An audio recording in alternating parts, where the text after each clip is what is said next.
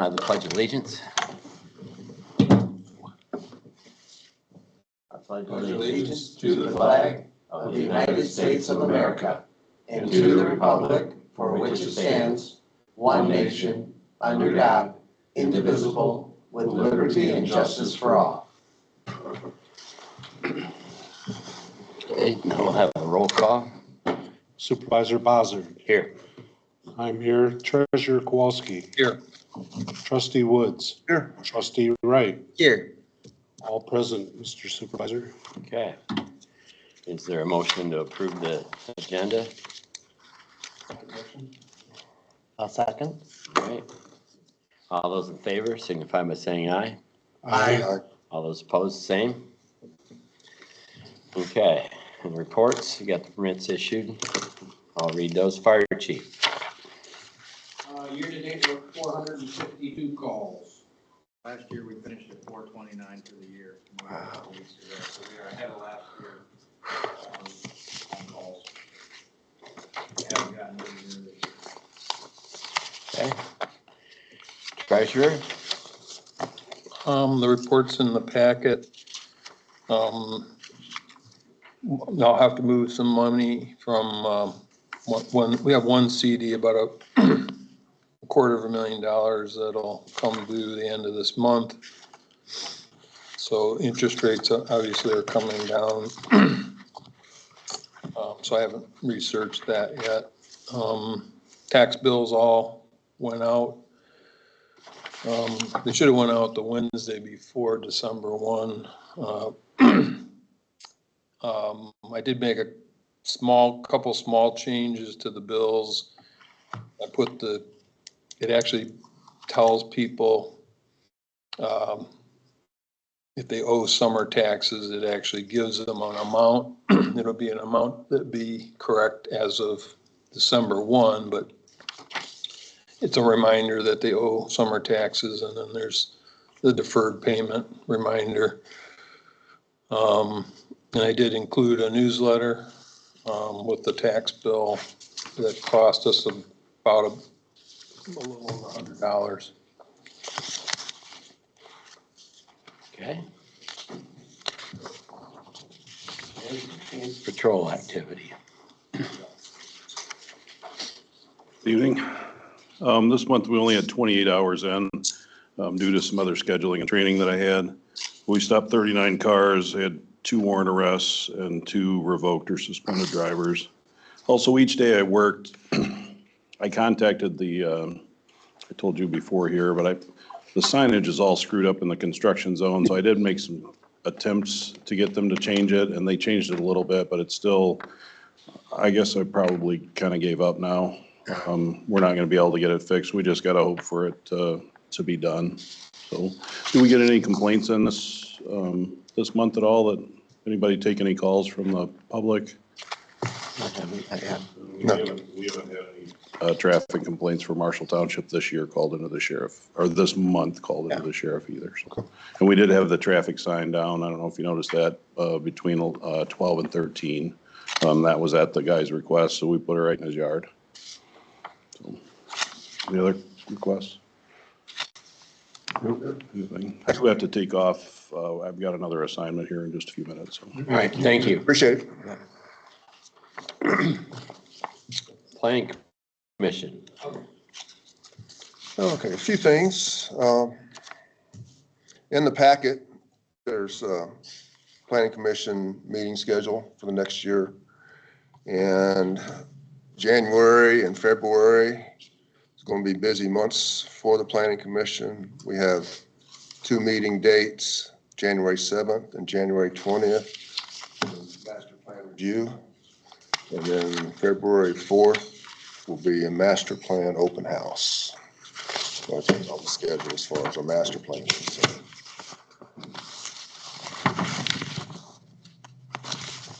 And let's see. So as far as the surveys, 1,416 were mailed out. We had 194 responses, either hard copy or by the online survey. That seems to be a little over double than what we had on the previous survey.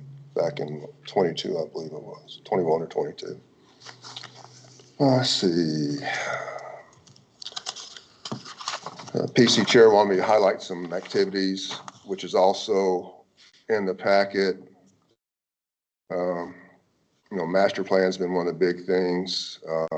Zoning map updates, still in progress. We're getting closer. There's a meeting scheduled with Brent Thalen at the county GIS sometime in the next week. He has a few questions.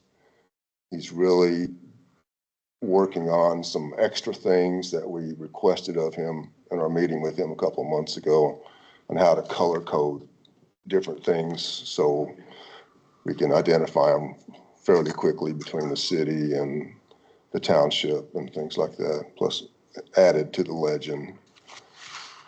When you do get that, you might remind him that I requested when it's ready to be signed by the clerk and put in the file, that I wanted it also section by section in addition to the public display maps. So that next time around, if there ever is one, that we'll have it section by section and on a map that you can read. Okay, will do. He had told me before, that's not a problem, once he Right. gets the Yeah. big map straightened out. Let's see.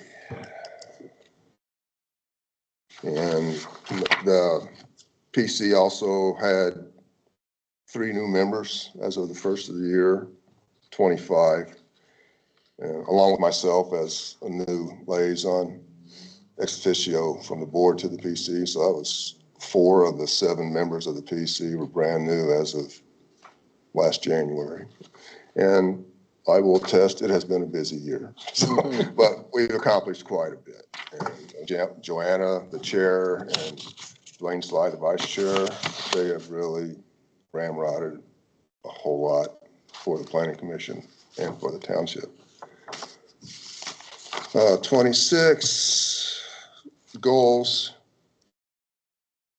Looking for an in-house zoning administrator. As far as I know, the latest update on that is with the holiday season on us and the first go around for the review for the master plan. I think the plan was not to really go out and advertise until the middle of January for a zoning administrator. Let's get through the holidays and get some of this more heady stuff out of the way before we get into that. And there are few more questions on how that whole process works out, but we are working those. Let's see. Training available for PC members. We're keeping tabs on that, what MTA is coming out with. And any other issues that may come from the board to the PC, they're ready to address those. Joint Planning Commission had a very successful meeting last week. Joanna Johnson was elected the chair of the Joint Planning Commission. Tim Fitzgerald of the City Planning Commission was elected the vice chair.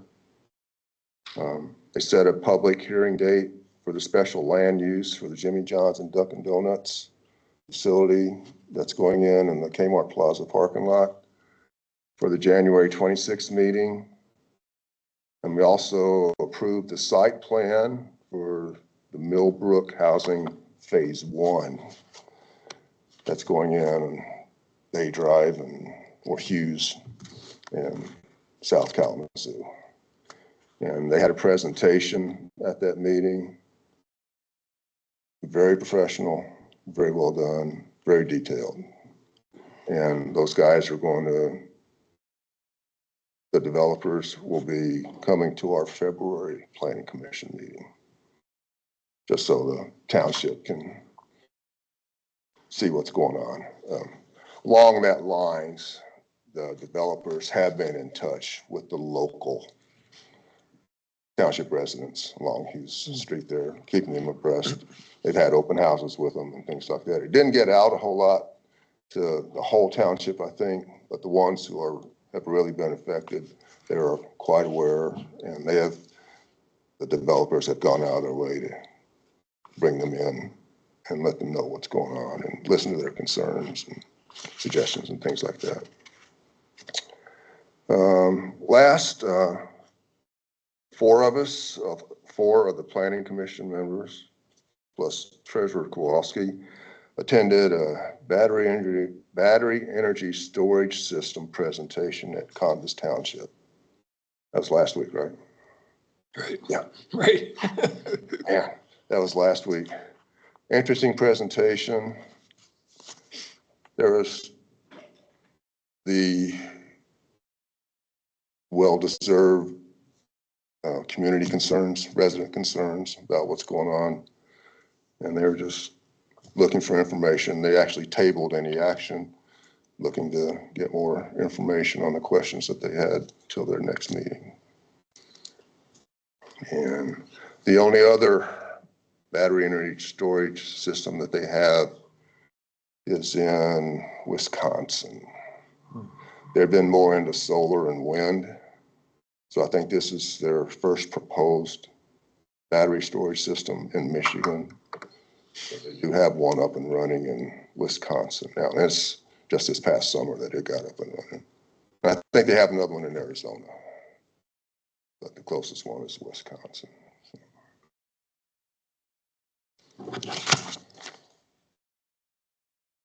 That's all I have. All right, thank you. Well, you're up again for the road department. Well, that's an agenda item later on, so we'll just Fine. table it till business item number, whichever one it is, All right, well, don't worry about number Yeah. 3. it. Okay.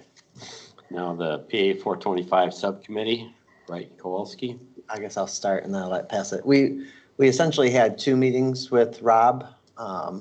One was before submitting the amicus brief, and then just to hear what his ideas were about how he was going to write it, just to make sure we understood the limitations of that brief and what was said and what wasn't. So just we're kind of more of just like, we want to gain information, like tell us about this. And then the second meeting, I was in Sweden, so I wasn't able to attend, but Glenn was able to view it after Rob had put it together. So I'll let you talk a bit more about that. Yeah, well, we just basically reviewed the document that was in a draft form at that time. But basically, it's the same two arguments that we can talk about under that action item or discussion item. But yeah, so two good meetings, relatively short. All right, I guess just the last thing is, next step for Rob, it really is to get back to the water franchise agreement that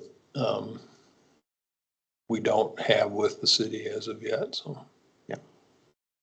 So if I may ask, where does that stand right now? The water franchise?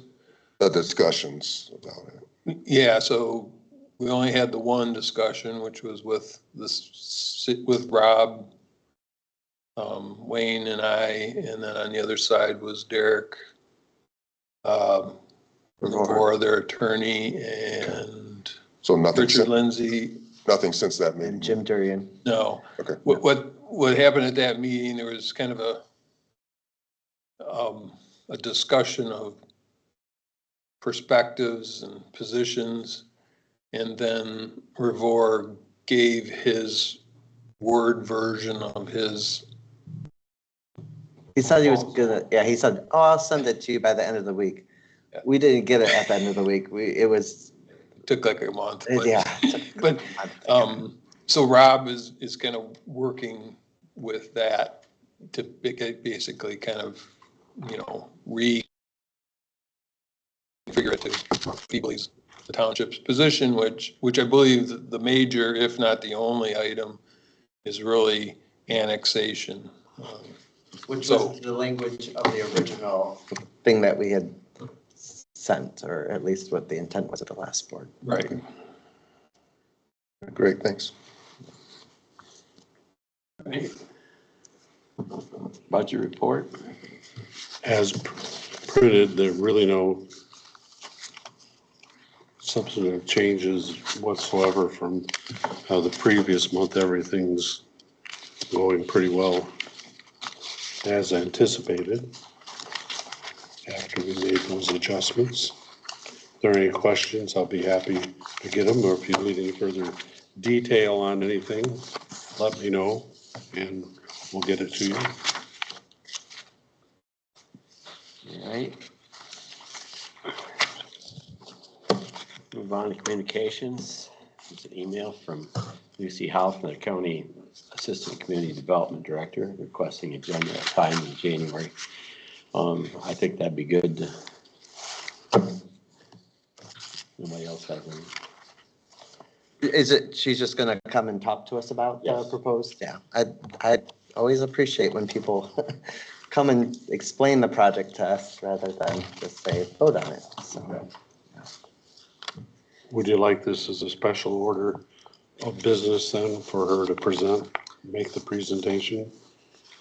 I would say that would be nice to I'd have. give her a little more than the usual 5 minutes Right. if there's discussion and Yeah. stuff. Oh, absolutely. Yeah, Absolutely. yeah. Do we need to make a motion on that, or is that, okay?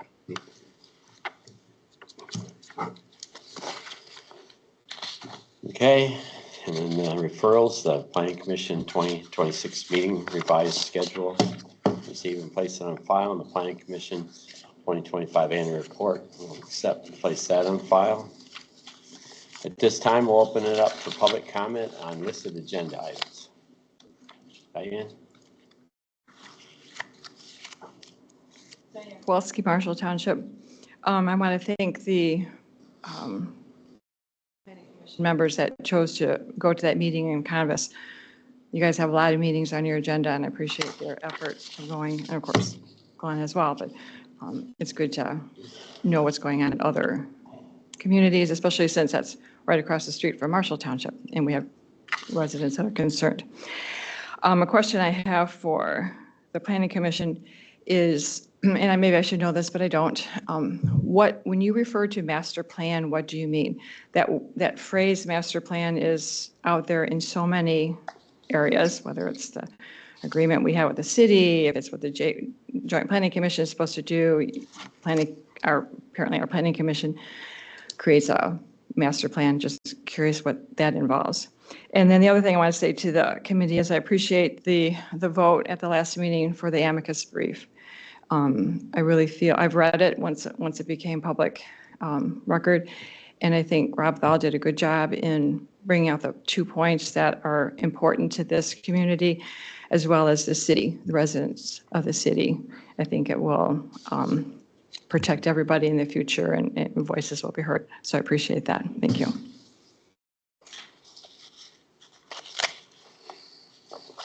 Anyone else? Seeing none, we'll move on from public comment. Discussion update items. Number one is the FOIA process and list status of current FOIA requests. Woods and Kowalski attached.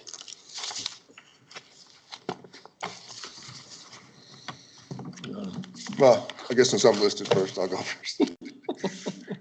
My main reason for requesting that was just to get an idea of once a FOIA request hits our info box, what is our process? And I know we have the state guidelines or the township guidelines, and then I guess principles and things. There's a couple of different packets here. But I was more looking for what do we do in-house as far as, and at what point do we turn it over to the law firm and their FOIA coordinator to run down whatever it is that's being requested. That's, and a list of FOIAs that, that have been requested over the past year and what their status is. And we have one outstanding right now, but we do have a concerned citizen that's written a couple of emails stating that his FOIA hasn't been resolved to his liking, I guess. I'm not sure what the status is on that one. And so that's pretty much all my concerns were. I think that one there, that's that Jim Berry, right? Yes, sir. Yeah. And I think from what I understand from the emails is Seth says he's gotten everything that, Yeah, we've provided them to him, and I provided some of them originally of the emails to him in PDF, as it turns out. I spent a significant amount of time converting them from that EML because it's a process, and sent them. I believe Wayne even tried to send them, and I don't know what kind of operating system Mr. Berry has. Mhm. But he apparently, from what I understand, hasn't been able to access them for some reason. Do you mind if I add to it? No, go ahead I and just add think to it.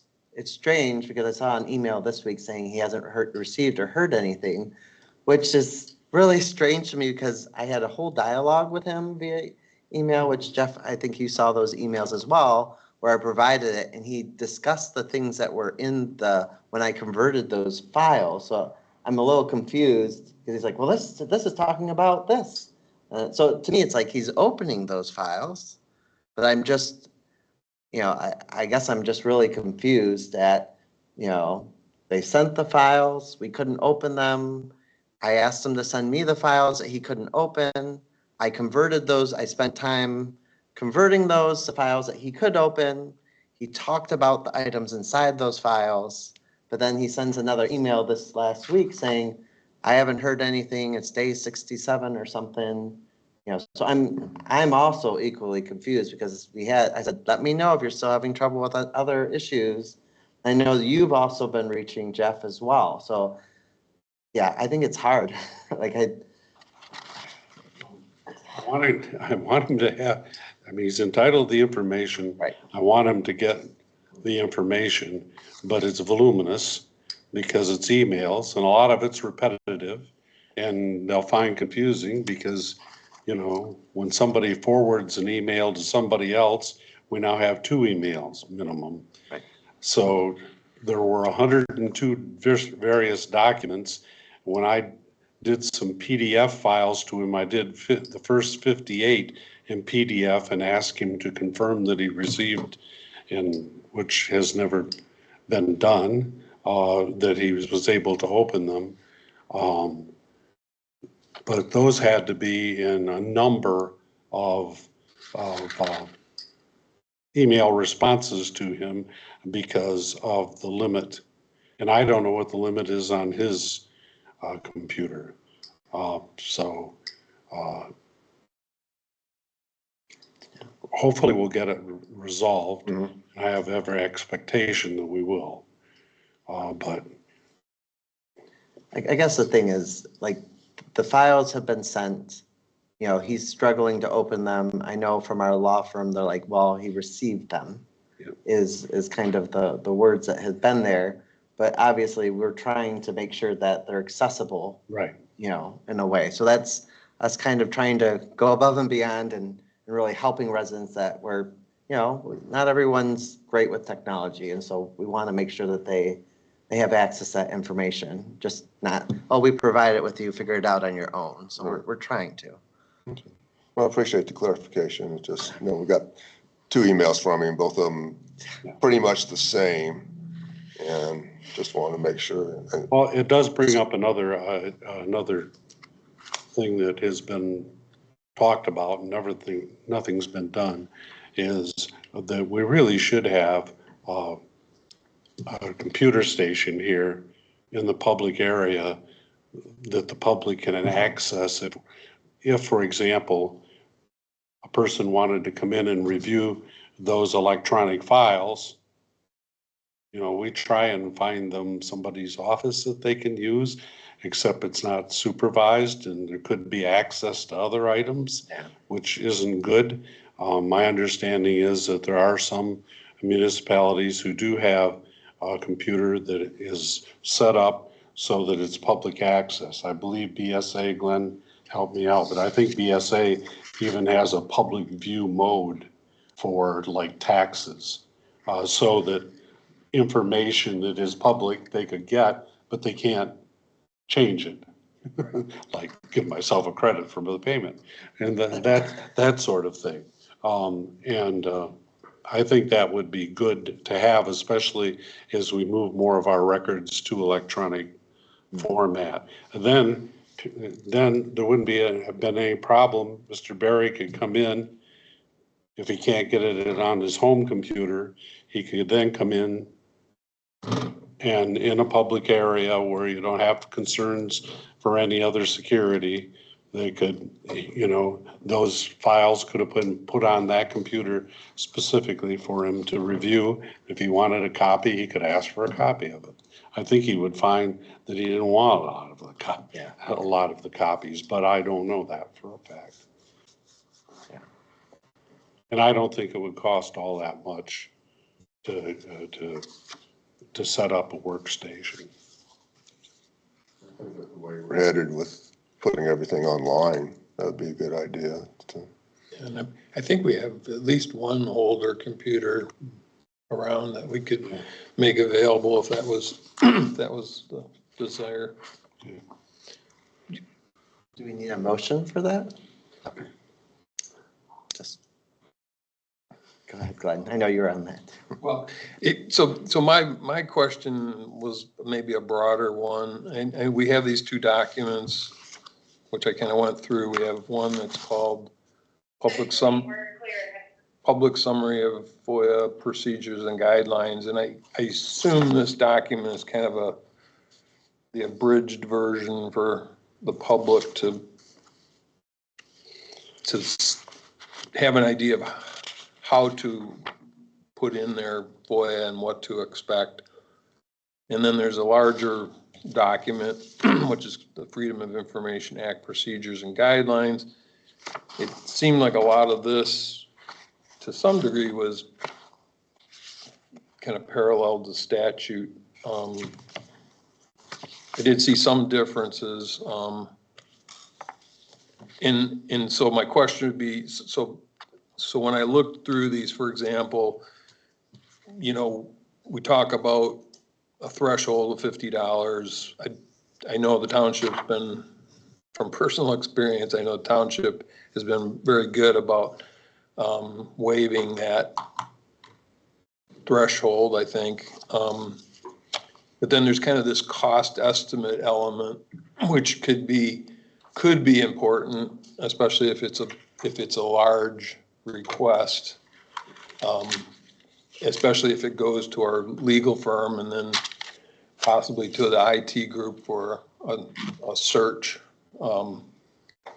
I don't know whether we're doing that or not. And so my conclusion was that it seems like if there's appetite for it, that maybe we all get copied on FOIAs, incoming and outgoing, just to be aware, and then possibly, because I know there's been some question marks, and I'm just saying question marks because I have no idea about dates and whether we've surpassed the 5 days and given them additional 10-day, which is, we can do that once. So I'm wondering if there's interest in it, of again, being copied on the FOIAs coming in and out. Maybe we can learn something, especially if the information's going out. It might be something we can actually learn from. And then just maybe a monthly, it doesn't have to be complex, but just a kind of a monthly simple report like at the top, on, where we're at with FOIAs. Those are just some thoughts I had. I don't know if we want to dig back into these procedures and guidelines. I just did note that we had this $50, I'll call it a threshold. I've noticed that the city of Marshall apparently has a 0 threshold now. That, you know, it can be as small as $10 or $25 and they still want to charge. Now, whether that's legal or not is probably a separate question. And maybe we want our threshold to be larger. Maybe, you know, I don't know. I brought these up as for discussion. And our policy does say it designates the township clerk as the FOIA coordinator. I don't think that's actually the case. I think we have a separate FOIA coordinator. Just happens that it is the clerk. But I think it's called out as a separate job description and pay scale. So, so I don't know if there's any, if no one else is interested, we could just move on. But I just have this thought process that I don't see a lot of harm if we get copied on what's coming in and going out. If people aren't interested, they can just delete them. And then would it make sense to have just a simple monthly report, you know, at our board meeting that says, hey, you know, here's when we got a FOIA, here's when we answered it, here's what we requested for extension, here's an appeal, those types of things. I think, I mean, sometimes we see the, like, we're not compliant. And I'm like, I don't, you know, I don't have the answer. So like, it doesn't hurt to know that information or to have a reporting, like in our agendas, even to just be like, yeah, we got this many FOIA requests this month and we're, you know, we got, you know, we're able to complete them. Or if, like you're saying, like we get tagged on it just so that we're aware that there's people are interested. Because I mean, if people are interested in certain information, I mean, maybe those are some of the things we should be talking about at our meetings even, just to make it more clear and transparent. So it's not just like that one individual is interested in this information, but maybe more people in the township are. So I don't know. Well, that's a good point, because I kind of use it informally, I guess, to decide whether something ought to be on the website to, Yeah. you know, if you get enough of those, and then you don't get the FOI. But most of them are like for fire reports, which are referred to the fire chief, because the clerk is not. Yeah. I mean, first of all, the FOIA coordinator can be anyone the board designates, because the coordinator, as I've tried to explain before, is really kind of the traffic cop.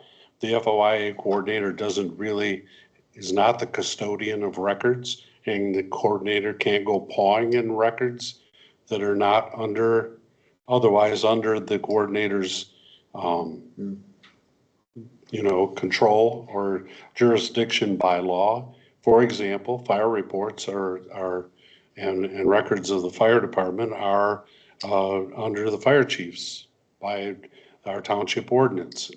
And so anything that I receive as coordinator goes to the fire chief. If it comes in on info or in the mail, Carl automatically refers it to the fire chief, and the fire chief does it. Someday when we get a full, I'll call them full, because I don't know whether full-time is really the word we want, but Right. when we get on-premise zoning administrator again, let's put it that way, the zoning records and planning records are under the jurisdiction of the zoning administrator or planning commission, as the case may be. And except for certain documents like the official map, et cetera, and the ordinance, which are held by the clerk, they're under the clerk. Tax records are under the jurisdiction of the treasurer. So those requests go to the treasurer. So it's diffused. It's not like there's a central thing to begin with. I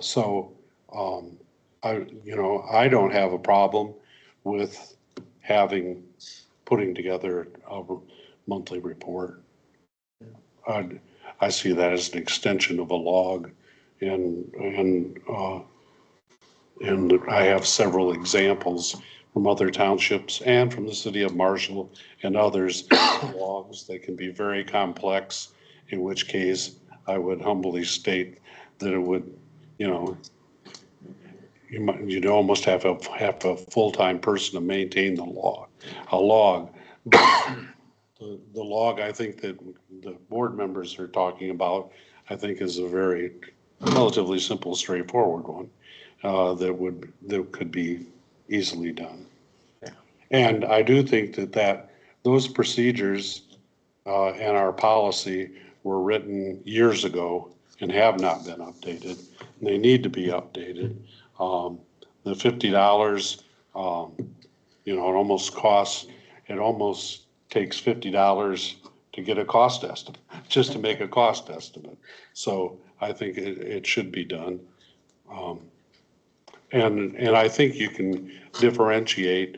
I think the real intent of that was not to stop or be an impediment to citizens getting access to their government's records, but it's really for commercial firms who like to use, taxpayer-paid employees as their research assistants. So could I make a motion that the board be copied on incoming FOIA requests, outgoing responses, and that we have a monthly report as part of our board meeting on the status? I'll support that. All right, we can do that with voice vote, can't we? Okay, the motion to copy the board members of requests, responses, and is there something else? And monthly report. A monthly report. All those in favor signify by saying aye. Aye. All those opposed, the same. Motion carried. Okay, we'll move on to number 2, the amicus brief to the Court of Appeals. Yeah, so I handed out a ChatGPT reduction of the amicus brief on bullet points. I apologize, I didn't make any extra copies, but hopefully that if you have read it, I think it's fairly straightforward. The brief explains why Marshall Township's rights under the Act 425 agreements were violated and why the city of Marshall acted outside the law when it rezoned the megasite property. First, the brief explains that under the Master Act 425 agreement, both the township and the city intentionally transferred land use control to the Joint Planning Commission, JPC. The language of the agreement is explicit. The JPC controls all land usages in the 425 area. That transfer of authority is legal under Michigan Supreme Court precedent, Clam Lake, and it was a deliberate collaborative choice by both governments. Second, the brief explains that the city violated the 425 agreement by rezoning the property after the JPC voted against it, effectively overriding the joint body that both parties agreed would control land use. If the city can ignore the JPC, then the words "shall control all land usages" are meaningless. Third, the brief explains that rezoning was illegal under Michigan law because it was done without a master plan covering the 425 area. Michigan law requires zoning decisions be based on a master plan, and there's no such plan. And here, no such plan existed for the 425 land. That failure alone invalidates the rezoning. So in brief, or in short, the brief asks the court to reaffirm that the Joint Planning Commission, not the city acting alone, controls land use in the 425 area, and that no rezoning can occur without a jointly approved master plan, exactly as the agreements in Michigan law require. And I'll just briefly, the one area I was struggling understanding from Rob's brief was the master plan.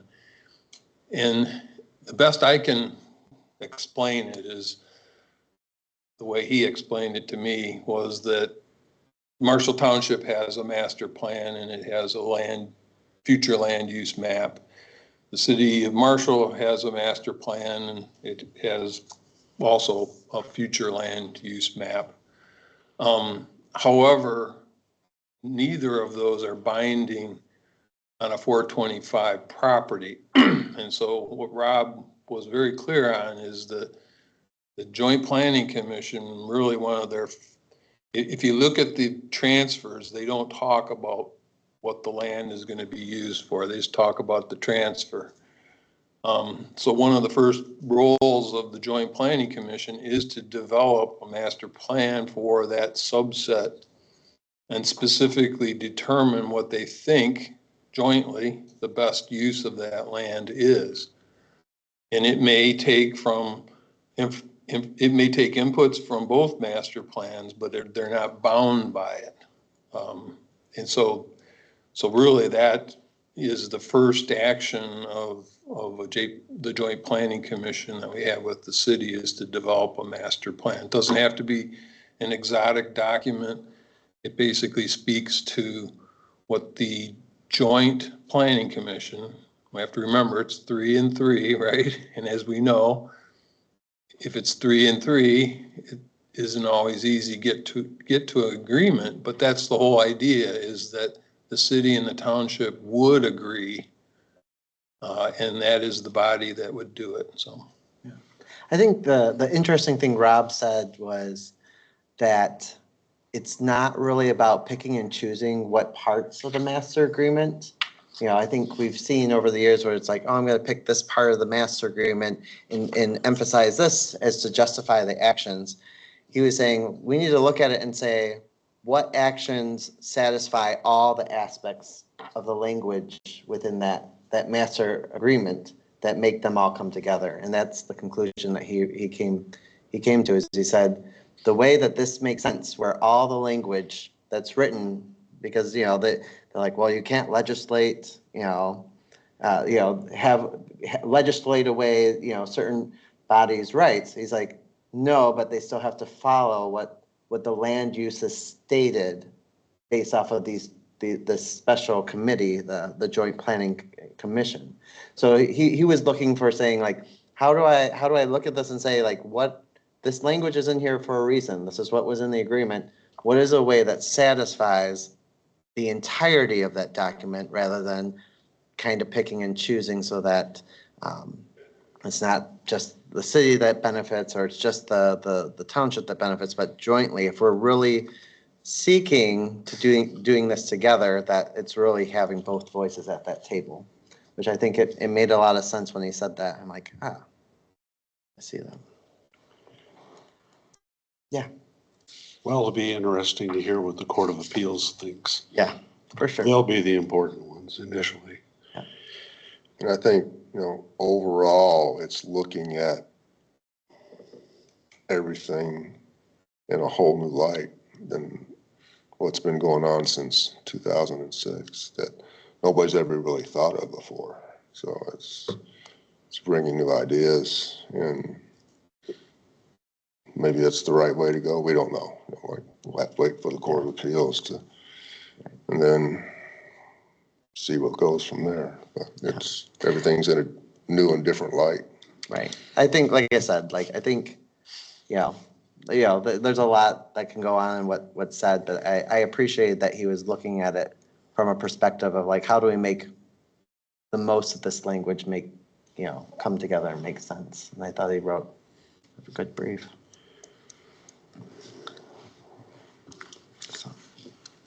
All right. Number 3, the May membership and meetings. Right? yeah, so I know last year as we approached our budget, we talked about membership in Maida, and I think we voted to be a member of Maida, not necessarily to join their board of directors, but to be a member. What I'm not clear on is exactly what that means, and let me explain. It was brought to my attention, I think it was at the second November meeting, that on October 29th, which is a Wednesday, Beta had a meeting. They have a meeting every week, apparently at 11 a.m. And in that meeting, you know, Mr. Lindsay made a lot of the same comments that he made on November 7th. My question, I guess, and I don't know, who knows what our membership means, but so I'll just throw it out there. If we're entitled to come to those every Wednesday meetings at 11, we ought to know that so that we can be part of it. I know other townships are part of that meeting that aren't necessarily on the board of directors, but I don't know what that meeting is. I think, Jeff, you were in attendance on that October 29th meeting, according to people that participated. So maybe you can shed some light on what the Wednesday at 11 o'clock meeting is, and whether board members can attend, or is it a select group? I don't know.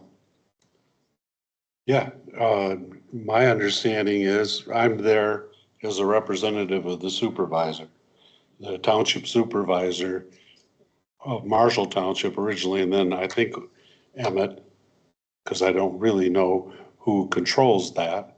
But the supervisor was invited to to attend those weekly, what they call stakeholder meetings, at which originally they started to be like, when would the roads be addressed and that sort of stuff, and now have really become more of a, what did your township do at the last meeting?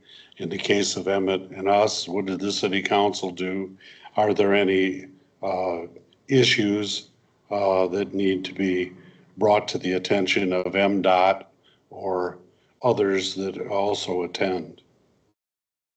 So my understanding is it's by the attendance of those stakeholder meetings is by invitation of MEDA. And that's what's done. Then if there's something that comes up that needs to be brought to the township's attention or Dave's attention, I bring it up to Dave. So it really has nothing to do with our membership. It's a No. separate meeting. No. And so it sounds like, Dave, you've relinquished that to Jeff. Is that the way that's working, or? I don't know if I relinquished it to him, or I gave him that job. So. I mean, anytime he has availability on Wednesday morning at 11 and he says, I can come, or I want to go to that one, I'll gladly stay home. So this is new news for me. I don't know if it's new news for anybody else, but this is new news for me.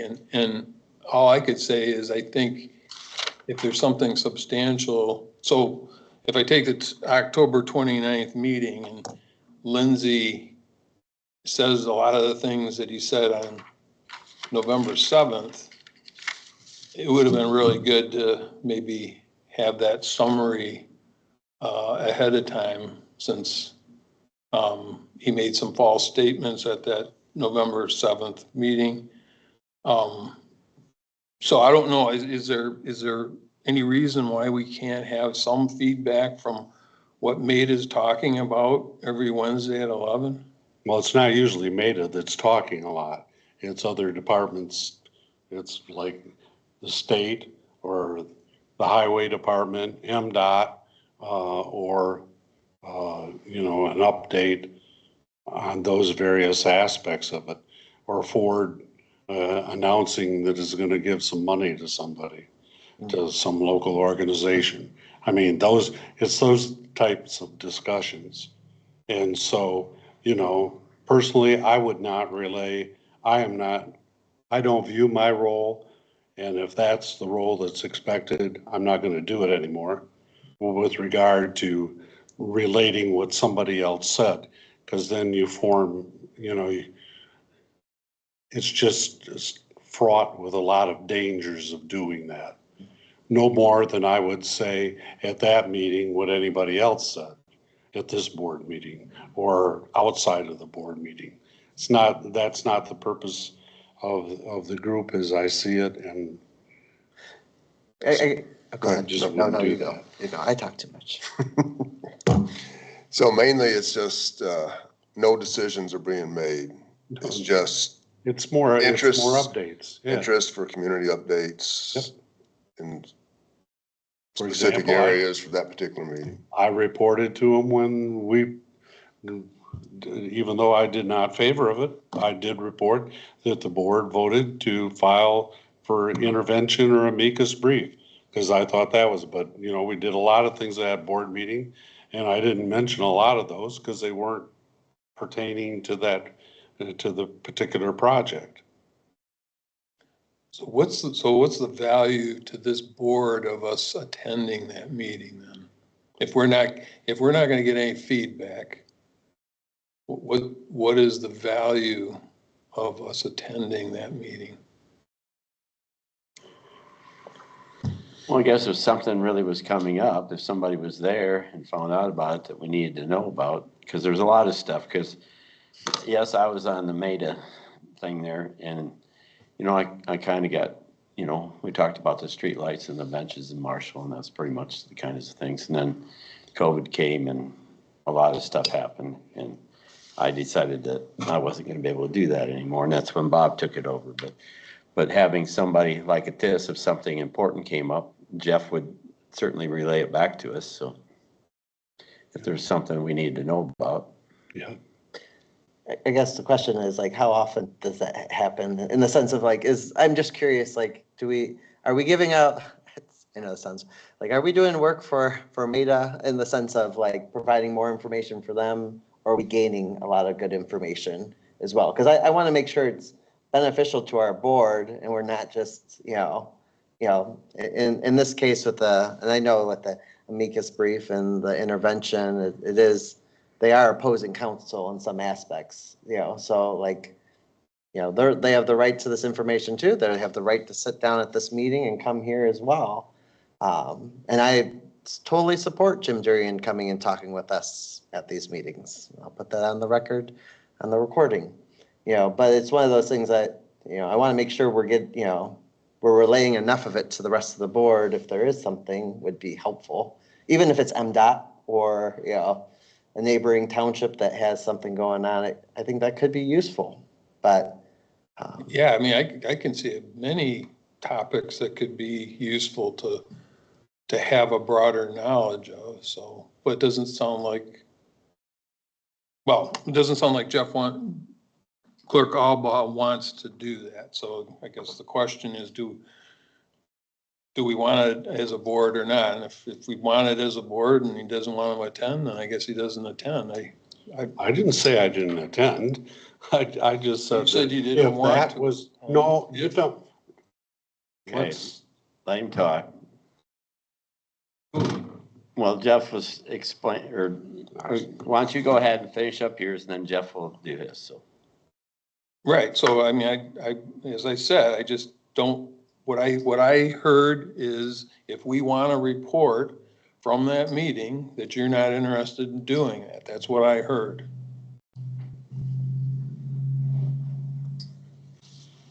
I guess what I heard, if there was something that needed to come back to the board, because there was a lot of things discussed there that would not really need to come back to the board, he would bring it to us, so, That was certainly my intention of saying that. yes. So on October 29th, Richard Lindsay said a lot of the same things he said on November 7th here. Do you think those pieces of information would have been good to have come out of that meeting on October 29th? No, To me, those were his opinions. Right. Quite frankly, I didn't pay much attention to them.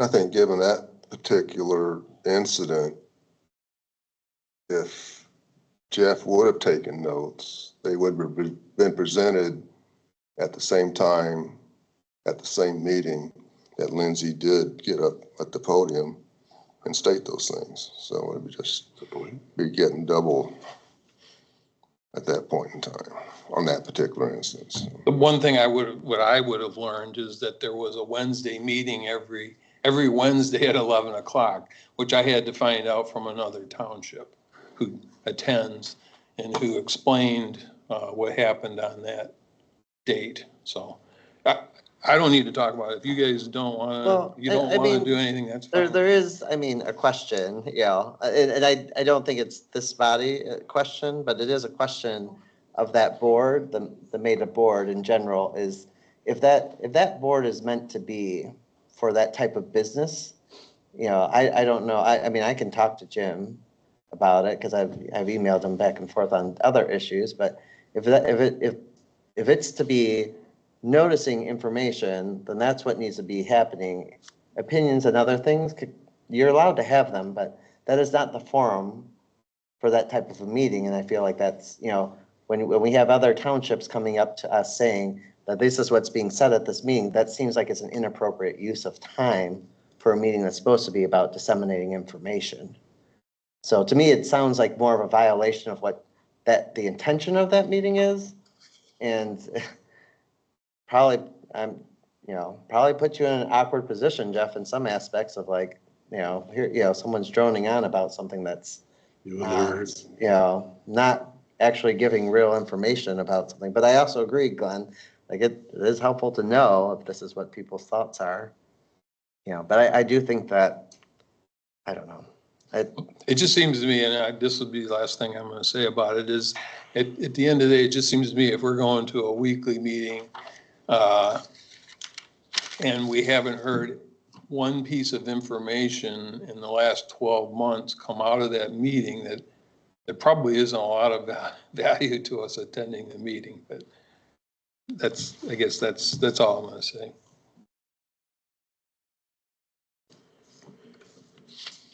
All right.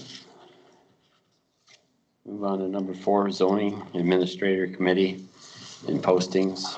So I think we covered a bit of that.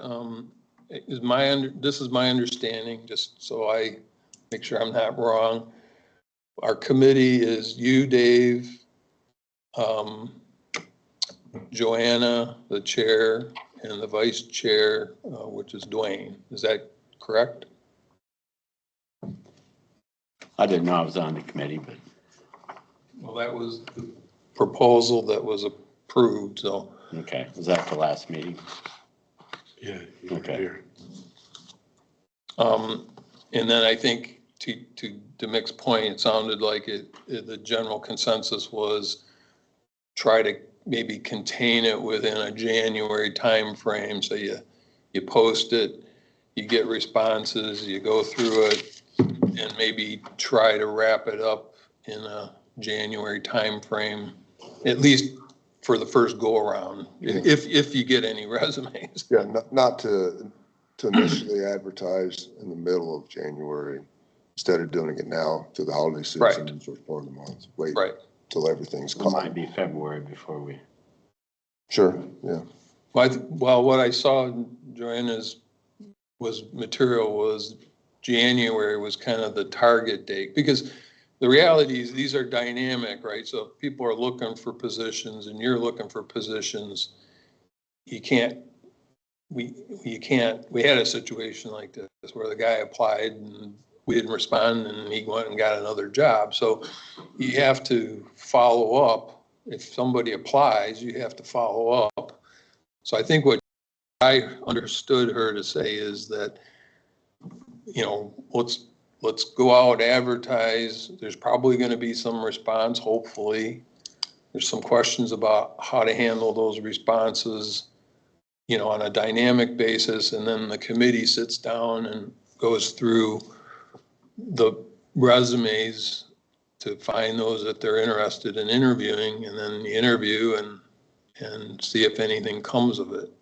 That was my understanding, so.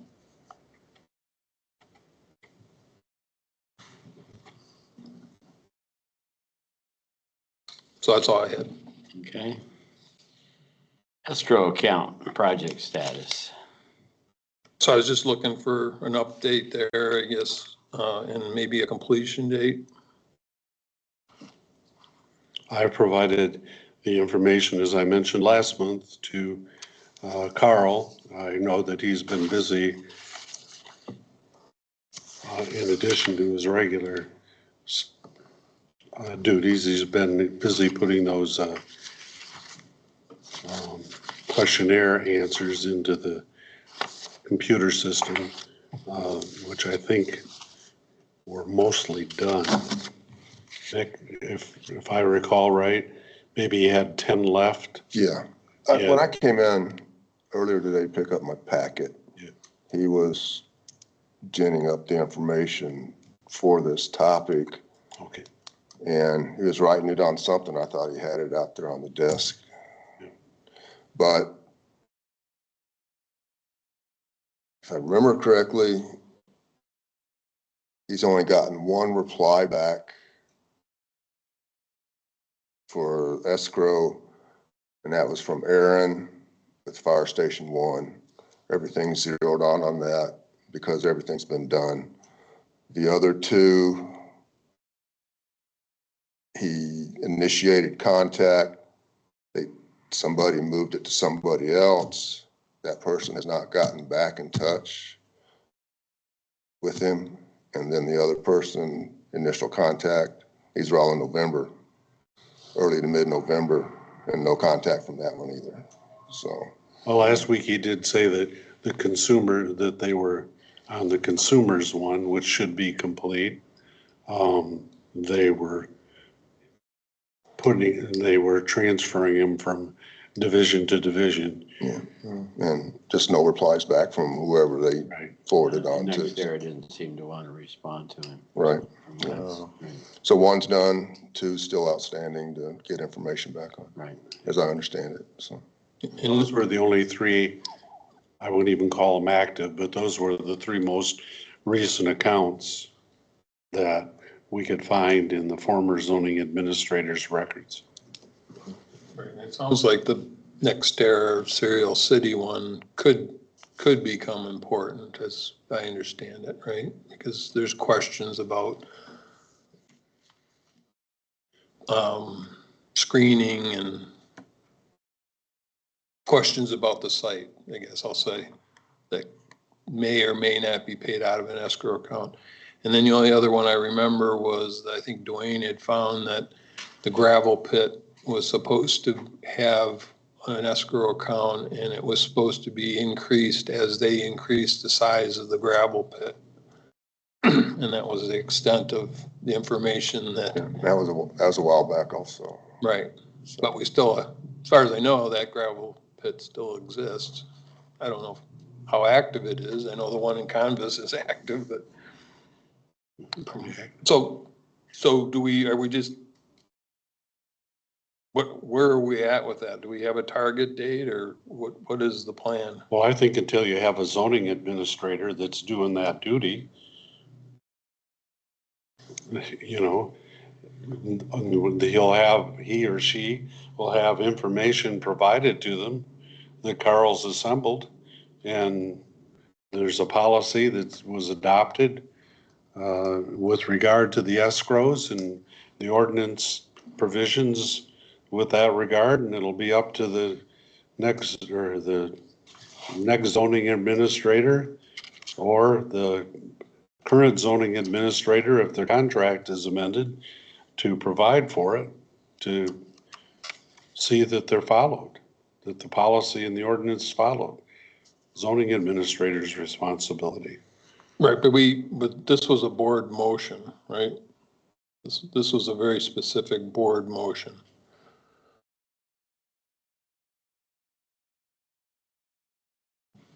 Okay. So I'm just looking for, we assigned it to Carl Fowler. I believe you give him direction, is my understanding. I gave him So- information and direction, and he's been in contact. Okay, so Like I said, I'd like to make a motion that before our next board meeting, that we have all the information on all the escrow accounts that the township is involved in.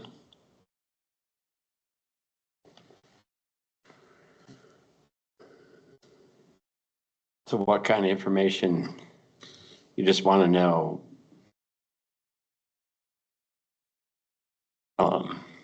Do they owe money or what are you looking for?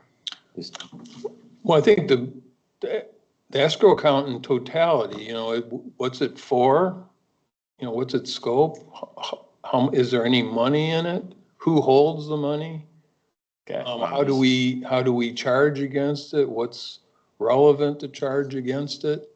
Okay, that's what, I was just looking for what you were, I think the other question too is it sounds like while there's been contact, it doesn't seem like it's a high priority on the other people's end. So my only concern is some of those factors may be outside of Carl's ability. It's not like, it sounds like he's made initial contact in it, but these people getting back, not that we can't say like, we need you to be persistent on it. I totally get that, Glenn.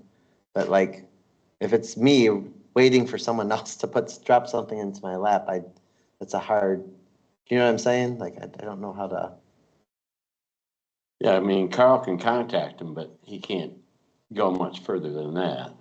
Right, and so, I mean, I think he totally should ask all those questions that Glenn asked. I think that's a great thing. Right. I'm not saying that, but I'm just trying to make sure, like, I don't know. If it's something outside of the ability is my only concern. I don't know. well, to the best of his ability, Yeah, I mean, I'll tell him to wrap it up and get a report to the board. right, whether they actually get, yeah, maybe that's it. That he gets a report to the board by the next, is it the next board meeting, Glenn? Is that what you said? I made a motion, yeah, there was no second to Okay. Is it okay if it's amended to that, to have a report to the board? That's what the motion Okay, was. then I will second that, sorry. I misunderstood that motion. Okay, we don't need roll call on that. Okay. It's been moved and seconded that we get the results of what Carl has found on the escrow accounts by the next board meeting. All those in favor signify by saying aye. Aye. All those opposed, same. Motion carried. Okay, move on to the supervisor draft budget proposal timing. Right, so I know we're gonna be coming up on, budget time again, and, so I was, in anticipation of that, I was just looking to see what the timing would be for a draft budget proposal, knowing that I think we have to adopt it by, at the March meeting, if I remember correctly. So that I know the fire board budget is part of that, is a significant part of that, right? So I guess it's a question, what is our timing? If we kind of followed in the past, I would send out a memo to the departments, et cetera, and I'd have probably a due date of January 21st. I'm gonna have ours January 13th at the fire board. I'll add it to the fire board because we meet quarterly. If I don't do it then, our next meeting past Wednesday. So January 13th, 4 o'clock here is our next meeting. So January 21, for any departments and any other needs, as we've asked in the past, perhaps that first week in February, work session. Last year, we had 2 work sessions, but like the first one was more of the mechanics of the budget. And I think we're all a little more attuned to that. So probably a work session, say, depending on people's schedule, sometime that first week of February. That would give time to follow up from the work session, to have the supervisor's budget, proposed budget would be at the work session. So that would be brought to that work session. If it's available prior to that, then it would be distributed to board members. But targeting a work session for maybe around the February 3rd. The public hearing would be, I think you said March 16th, wasn't it? March 16th. Yeah. Yep. That would be the final public hearing. We actually had two last year. We also had one at the February board meeting, based on the workshop one. We can do that again, or you could have the work session anytime pretty well in February.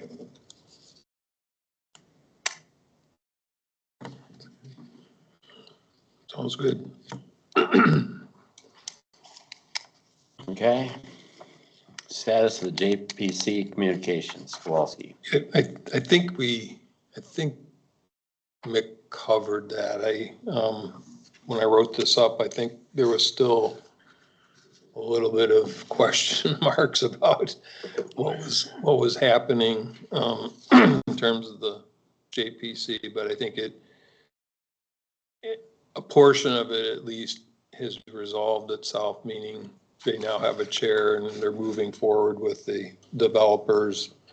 I think the only remaining question mark, which it sounds like ultimately either the court will decide, well, a court will probably decide one way or another, what the JPC's role is.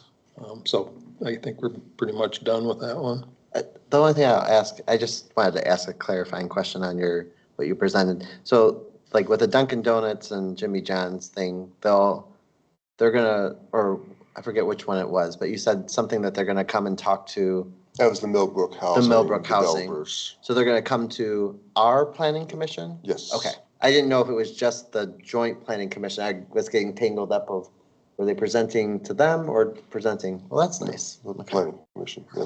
They're through with the joint planning because Okay. the joint JPC approved their site plan for the phase one. Okay. Part of the project. So they're coming here just to Give information. Give their presentation, probably pretty much the same type of presentation they gave. Yeah. And it's something they've been working on for almost a good 2 years. It was very well done. I think that I kind of like that idea as a precedent of, like go obviously through joint planning commission, but for our own planning commission to be able to have eyes on some of these projects and these joint areas should be encouraged. Yep.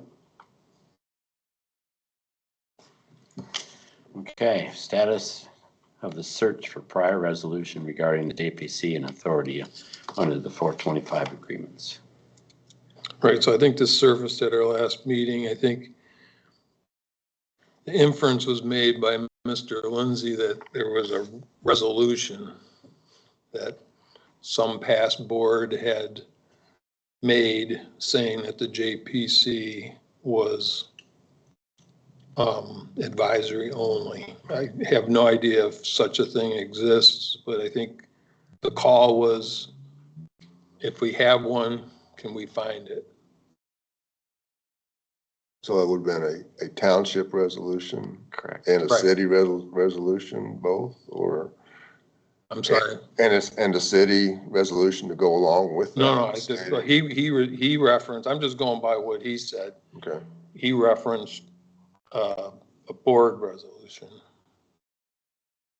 Marshall Township Board. I have no idea whether one exists, but I think the conclusion of that meeting was we were gonna go search for a resolution so that we knew if one existed.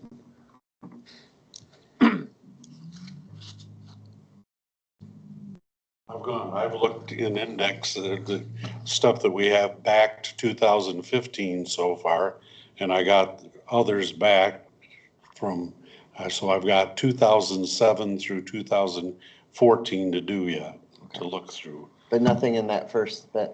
Not in the first part, other than the fact, approval of the master development agreement. Right. That's all, but no specific resolution that I could find so far. Okay. Thank you. Okay. If I do find it, Yeah, flag us. it'll come to the board members. Thanks. All right, so now we'll move on to the special order of business. Richard Lindsay FOIA appeal. Yeah. Okay. What we have before us is an appeal of Richard Lindsay of the response that was given by my designee, the township attorney, in this particular matter, of his November 6th request that he be provided, among other things, with a written legal opinion referenced in the unsuccessful motion to go into closed session on November 7, 2025. Number two, any written opinions, emails, or related public records provided by any member of the township's law firm relative to the issue of the JPC being an advisory committee. And number three, legal opinions stating that a two-person board committee is not subject to the Open Meetings Act. The appellant's original request for records was received on November 6th by email. The township served the appellant a notice of a 10-day extension in order to gather the records, and estimated that the estimated time that the records may be produced was on or around November 24, 2025. To obtain the records and review for potential exemptions is authorized by the FOIA statute. On November 24, 2025, following records were produced to the appellant. Emails that were redacted because they were subject to the attorney-client privilege and exempt from the by the FOIA statute pursuant to MCL 15.2431 small g, and the production of a legal opinion prepared by Township Attorney Roxanne Sieber dated June 14, 2023, regarding communications potentially connected to the JPC being an advisory board. No other records exist beyond this written letter. The letter was previously released because the Township Board waived the attorney-client privilege. Then on November 25th, we received, after those documents were provided to the appellant, on the next day, November 25th, we received an appeal from Mr. Lindsay.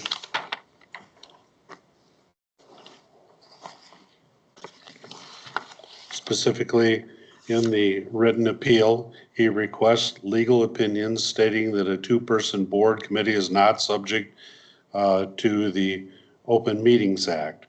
The FOIA coordinator's response produced the following record: redacted communications, all attorney-client privilege communications is authorized by the FOIA statute being MCL 15.2431G. In FOIA, or in this matter, for the reasons that the communications are protected from production as legal opinion is protected by the attorney-client privilege. Number two is request for a copy of the written legal opinion discussed at the November 7, 2025 board meeting. The coordinator produced the following record: redacted November 7, 2025 legal opinion, because it is subject to the attorney-client privilege communications, is authorized by the FOIA Act. being MCL 15.2431G, for the reasons that the communications are protected from production as legal opinion is protected by the attorney-client privilege. Then the communication about the JPC being an advisory board, the FOIA coordinator produced the following record: a written legal opinion of Roxanne Sieber dated June 14, 2023 to the appellant as the only possible record associated with his request, for the reason that the attorney-client privilege was waived regarding this letter, and for the reason that no further record exists to comply with the applicant's request for production about the JPC being an advisory board. So we take each of these individually, correct? Right, so the attorney recommends that each one be taken separately. The first one, the first matter being appealed is regarding the appellant's request for the production of, quote, legal opinions stating that a two-person board committee is not subject to the Open Meetings Act. So I will make a motion to uphold the decision to redact all attorney-client privileged communications as authorized by the FOIA statute, being MCL 15.2431G, in the FOIA appeal of number 2025-02, for the reason that the communications are protected from production as legal opinion is protected by the attorney-client privilege. I'll second that motion. All right. No need a roll call. Could I? You have discussion? Yeah, I do have a question. Yeah. First of all, I don't recall receiving a copy of this opinion. Like, who was it to? There, I think, go ahead. As soon as I'll email today.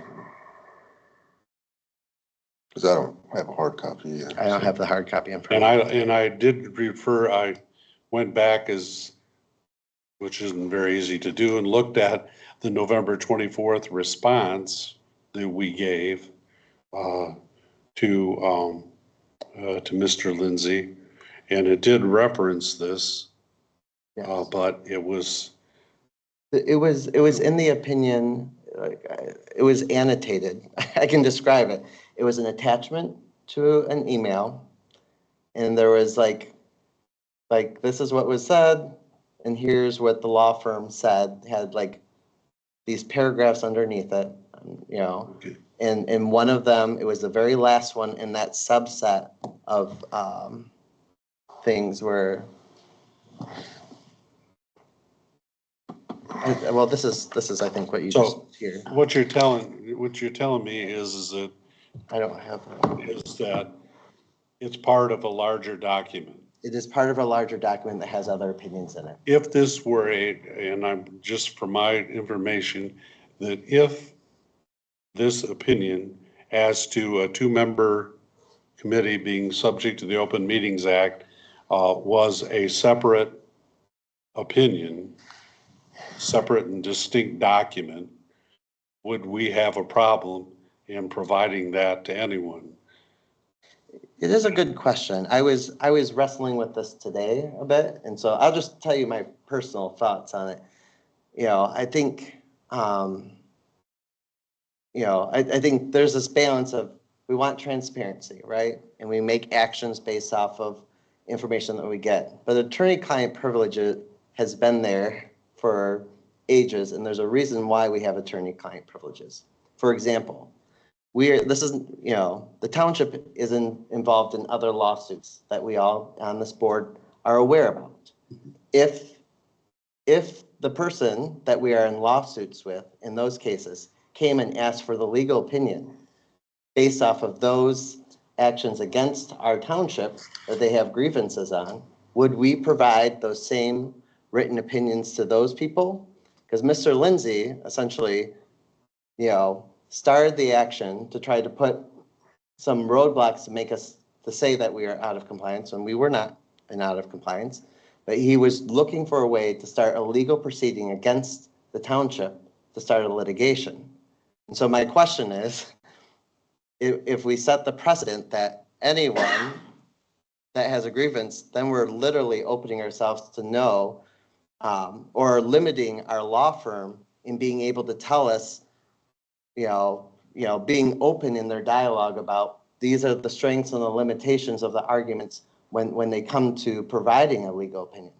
So I think that's my big concern is like, we start tying the hands of our attorneys to being honest with us or being able to put those things into writing or accurately put against the board if we don't. Now, all the actions we make based off of those opinions, we make public.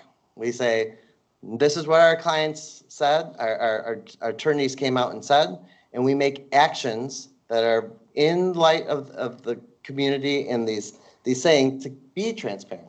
And when there is a public document like the amicus brief, we post it to the website because that is our public way of sharing that. So I think that's where I think the line is for me. I just worry about one, with each of these cases, like, especially with this one, because it's like he's going back and forth with us on this. He wants to continue it. He said on November 7th, and I'll use this argument in my other ones when it comes up to it, but on 11/7, the meeting, Mr. Lindsay, at minute 51:09, and to give the context, we had asked, hey, what does intervention mean? I think, Mick, you had asked him that. And as he was walking to the podium, you can go back and watch it, he says, keep in mind, I represent Maida, but I am not named, or I am in the Court of Appeals case, but not actively. We have outside counsel doing it. So it's one of those things when Mr. Lindsay is opposing counsel in some of the things that we are active in. He started the initiation of a legal pursuit to do things because I know that he has some grievances with members on this board.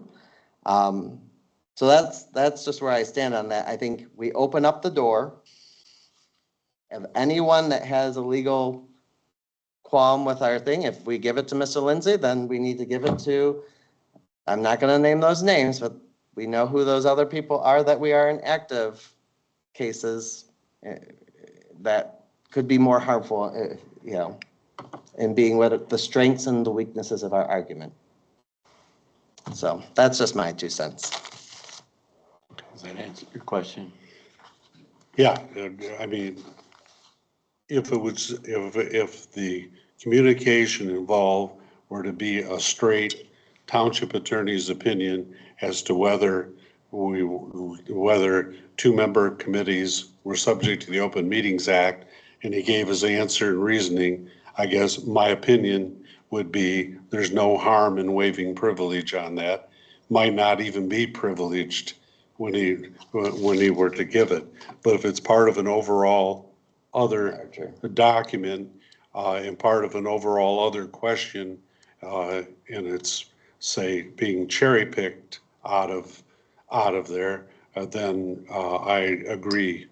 Yeah, and I can say, just because it's being recorded for Mr. Lindsay, like there's, if you look at that, it says in MCL 15.243(1G) that the exemption is information of record subject to attorney-client privilege. Privilege meaning that there's an illegal opinion, and that goes to the court case Messenger versus Ingham County Prosecutor 232, Michigan Appeal at 633 docket. And you can look at those. It's not an uncommon practice in that. It's not that I'm never against revealing it, but I think while it's fresh, I think, we have to be careful about, how quickly we do it if it's something that's, it's not that I'm not willing to say it. I'm saying, like we can look at with a 2-person committee, it talks about advisory committees and what they do. They are potentially subject to Open Meetings Act unless they're purely advisory, meaning that they make no final decisions, which our group comes and reports every month to this board, and we don't make decisions. We simply say, this is what was found. The board makes decisions every single time. When we formed that committee, we said that, we made it very clear that Glenn and I are not making decisions on behalf of this board. The board is making that decision. And so that takes away one of the main tiers of whether it's essentially a subcommittee that needs to be subject to the Open Meetings Act in that case.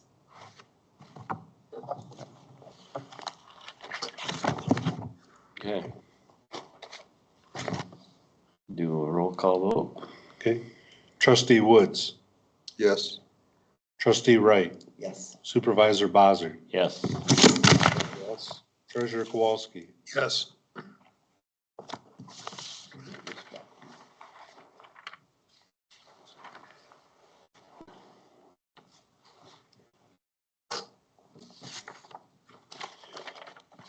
Okay, the second item is regarding the appellant's request for production of the written legal opinion discussed at the November 7, 2025 board meeting.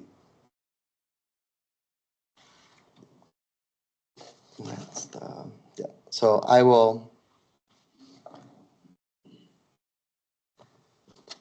also make a motion to uphold the decision to redact all attorney-client privilege communications as authorized by FOIA statute being MCL 15.243(1)G and FOIA appeal number 2025-02 for the reason that the communications are protected from production as legal opinion is protected by attorney-client privilege. I second the motion. Okay. Is there any discussion? Just a question in my mind is based on the attorney's recommendation, we filed a brief. Correct. So haven't we already divulged it? Or if we haven't divulged it, is there anything in that communication further that ought to be protected Well, I guess in the interest of transparency? to me, I'm like, that's the cleaned up version, the amicus brief of it. So to me, I think that is the public version of that. Again, yeah. So I just, for posterity's sake, again, I think you highlighted it well. That opinion is out there. The amicus brief, we put it on the website. That information is there from our attorney. I don't think the part where he was advising us before that needs to also be given at that point.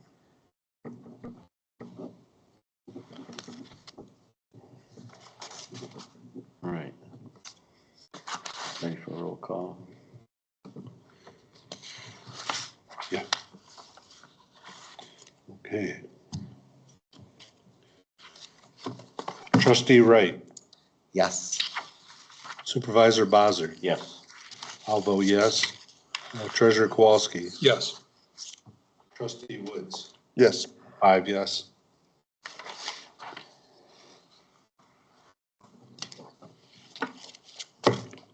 All right.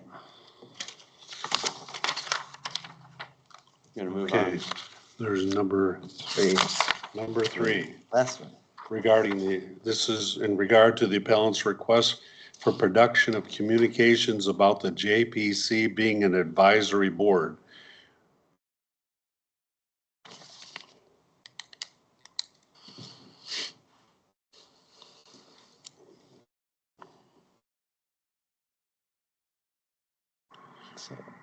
This is where the answer provided,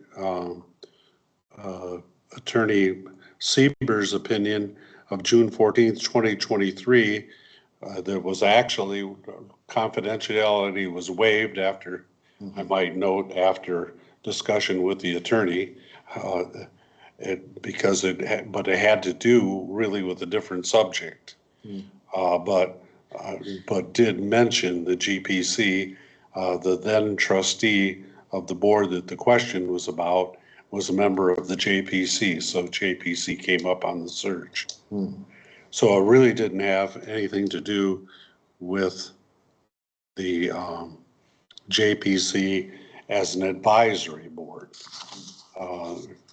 that particular communication. So for that reason, the township's response was to provide a copy of the June 14th, 2023, because it did mention the JPC, but also divulged that at least at the particular point, and I might note even since then, we have now found no document with regard to a legal opinion in that regard. So that was the answer that's being appealed from. So I'll make a motion to find that the written legal opinion of Roxanne Sieber dated June 14th, 2023 was produced to the appellant as the only possible record associated with his request in FOIA appeal number 2025-02 for the reason that the attorney-client privileged was waived regarding this letter for the reason that no further record exists that is responsive to the applicant's request for production of any open communication about the JPC being an advisory board. Support. All right. Is there any other discussion? I don't know, just under discussion, because we're Yeah. supposed to have discussion.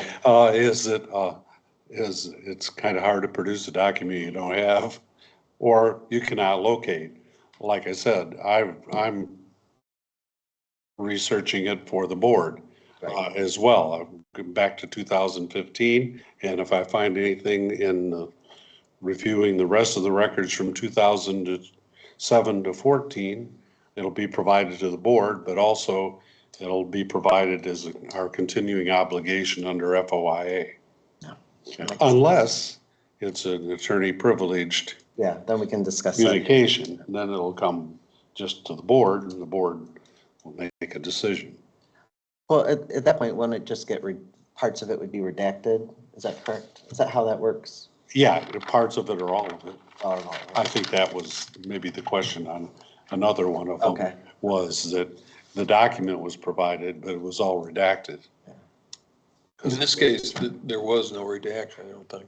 I think it was the full opinion. There was, yeah, it was the full because the township had waived. Right. Okay. Remember it well. Okay. Okay. Okay, roll call. Supervisor Bossard. Yes. I'll vote yes. Treasurer Kowalski. Yes. Trustee Woods. Yes. Trustee Wright. Yes. 5 yes.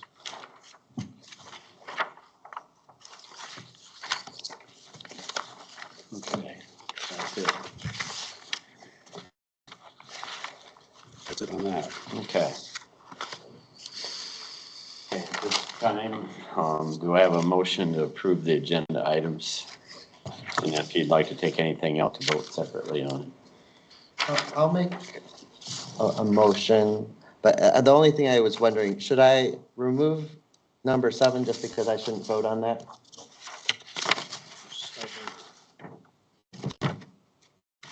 Well, actually, in the past, we've had opinions before that's, you have a duty to vote on that. I do have a duty to vote on it? Right. Okay. Okay. That was my only concern. I'm like, if I need to abstain, I'll abstain from that. I mean, it's like we used to, on salary resolutions, we used to abstain when our offices came up and our attorney pointed out to us that you can't. Okay. Because you're duty bound, you have Yeah. you're supposed to vote Okay. unless you have a direct financial conflict of interest or legal conflict of interest. So then I will set a motion But is there anyone that needs So- to remove anything? Well, I would just ask that we break out number 2 and 3 from the consent agenda. Yeah. Well, it doesn't need a support, but I think 2 and 3 lend themselves to having to vote on separately. Yeah. That's a good idea. So I'll support the motion to approve items old business 1, new business 4, 5, 6, 7, 8, and 9. Okay.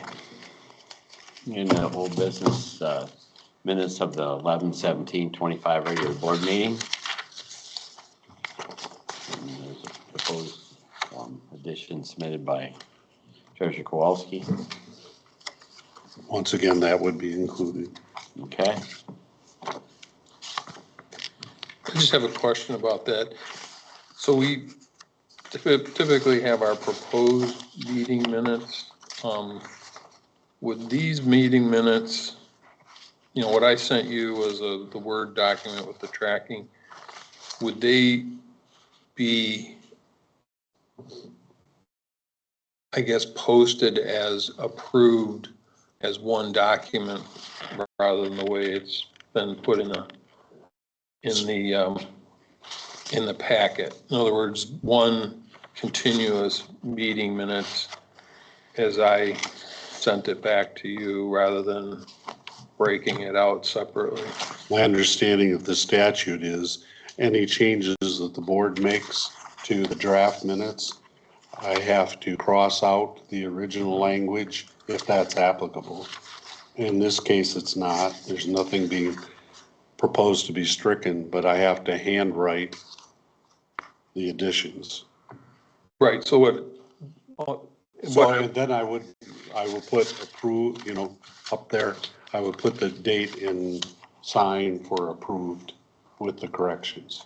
okay, so you can't just take the marked up Word document that shows those additions and, Not from my understanding. okay. Some legislators' idea of a great idea. All right. Do we just want to go ahead and do 2 and 3 right now in the old business, and then we can vote on those? Or we can take them up after we get done. Okay, yeah, Four through we're fine. nine. Okay. Okay, we'll go to number 4, checks issued. List of the amount of $34,856.89. 2026 board regular monthly meeting dates.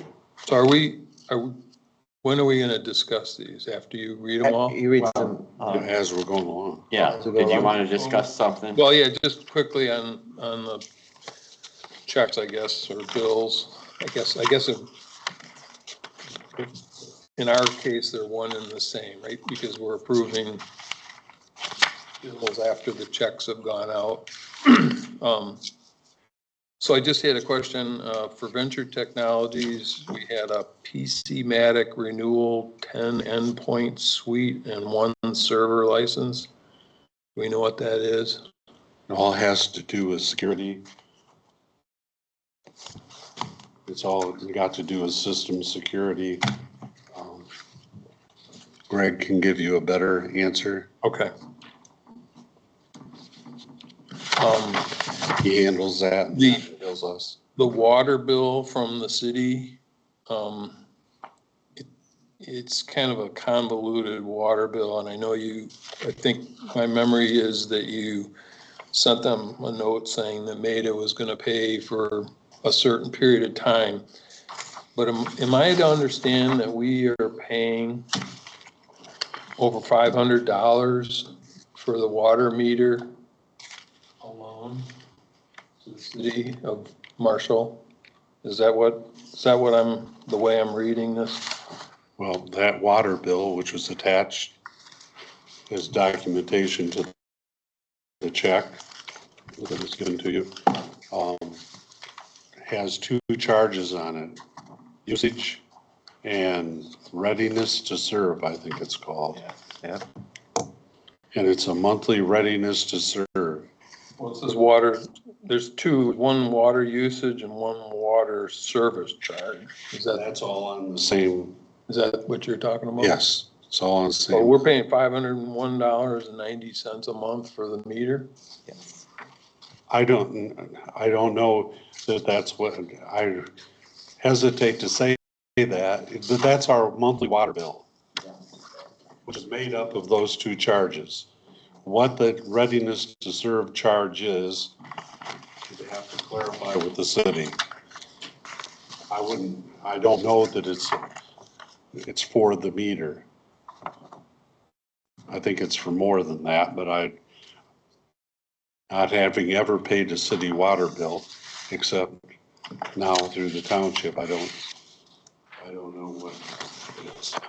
I do know that on my consumer's power bill and on my consumer's gas bill, that there's all sorts of charges, and one of them is that they charge you for the lines, they charge you for the distribution, they charge you for the storage, they charge you for lots of things. So I guess it Seems kind of high to me, but I think it was requested to be clarified what it was, and that clarification came back that because our service to the station is 3 inches, that there's some sort of sliding scale the city has, and a 3-inch service line costs that much money as the flat rate for Readiness to Serve. Yeah. Might be a good thing to take up at your water franchise committee. Okay, so we can expect a $500 plus bill A month. once a month for the fire station, once for water. It looks like it. The only other, well, let's see, I had a question, was a consolidated dispatch. Do you know if they can itemize that?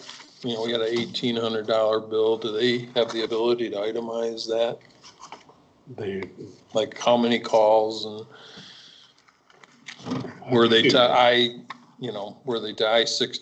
I-94? We used to get one like that. Well, it used to be like that, and then they changed the format of it. Perhaps Jay can see if you can get what information you'd like. Well, you're on the board, aren't you? No, I haven't been on that board in 2 years. Okay. Just checking. Oh, yeah. And then just the township attorney bills, were $10,000. It did look like we had a number of FOIA items, some of which I don't recognize. I don't know who Hannah Pell is. But I guess that's something that we'll be looking forward to understanding better, I guess, but that was it.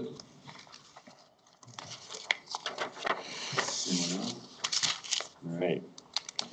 2026 board regular monthly meeting dates are attached.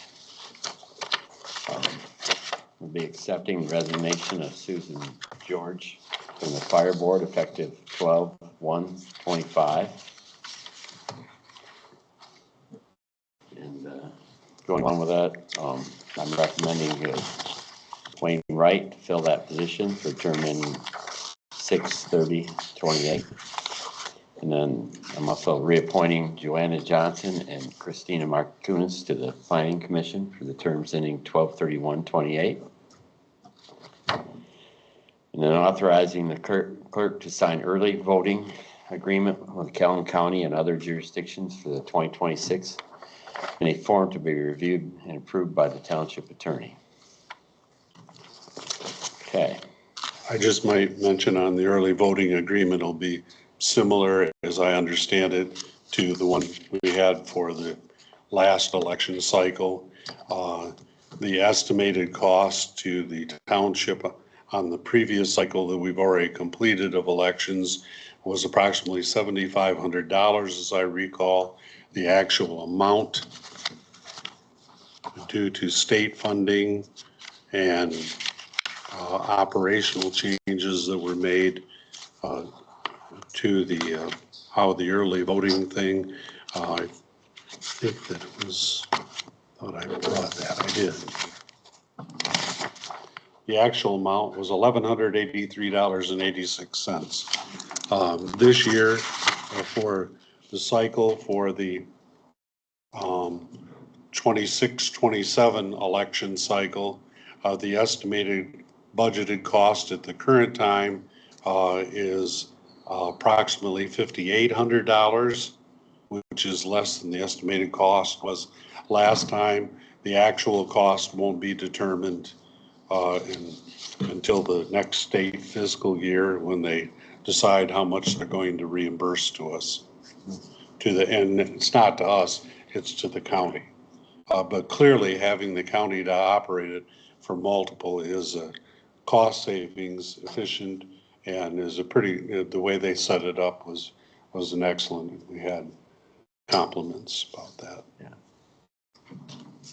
I'd like to also just say, like, on accepting the resignation of Sue George, I just want to take a moment and be like, you know, thank her publicly for her years of service to Marshall Township, not in just those capacities, but throughout the years. I mean, she's done more roles than I know and has served this community very well. So it was with a heavy heart when I saw Dave message me that she had resigned, that I just wanted to make a public statement that we thank her for her years of service to this community.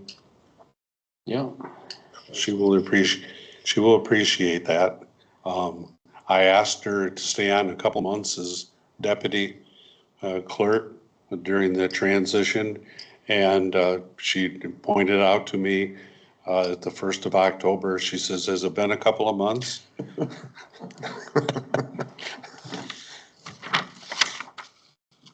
She always has something good to say to you. Yeah. All right, so we would be voting on 1 in old business, 4, 5, 6, 7, 8, 9.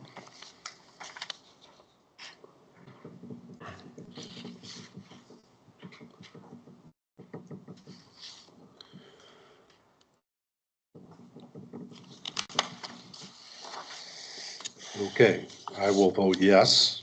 Treasurer Kowalski, Yes. Trustee Woods, Yes. Trustee Wright, Yes.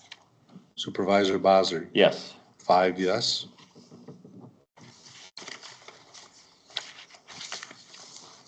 Okay, and at this time, we'll go back to number 2, the abandonment of old well serving Fire Station 1 is tabled from the 9:15 meeting. Both proposals attached. I don't know if you want me to say anything about it, or? If you'd like to, because after the last meeting there, I wasn't there, and I know the one bid was way off and the other one, and then I saw an email that you were working with it, so I said, well, I'll stay out of it now. They were both kind of off. One was $3,800 and one was $600, so. I asked both of them to come out and, you know, explain. Sebastian came out, he tracked the control box into the basement. So I took a little tour of the basement and the old 2-inch water line that used to supply the fire station that still exists in the wall, up through the basement, up through the wall, across the ceiling. So that was good because that was an extra cost that Katz had put in. They both have a very similar approach. Basically, the approach is to essentially put a well seal at the top with a T and some sort of a faucet connection. There would be no pressure control, so we would have to be cognizant that you probably want to open the faucet before you turn the pump on. right now that switch is in the basement, right next to the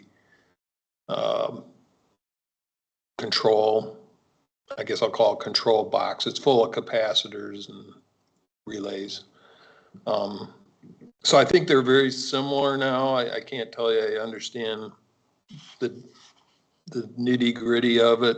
The wires do go from the building to the well, so that was a big plus. I think there's slightly different approaches. Again, I can't probably give you the details, but I think one of them would leave the pitless adapter in place, and I think probably Cats may have some other idea with this PVC casing. So, and I think Cats just had. So one of the issues with a setup like this is that if you just have a check valve functioning,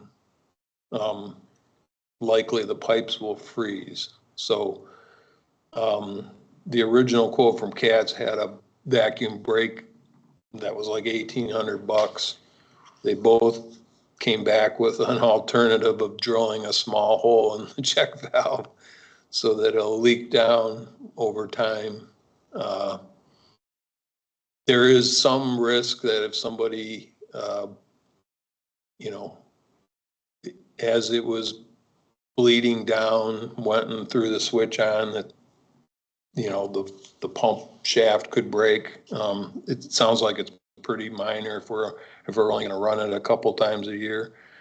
But maybe we do a little checklist for people who are gonna operate this thing.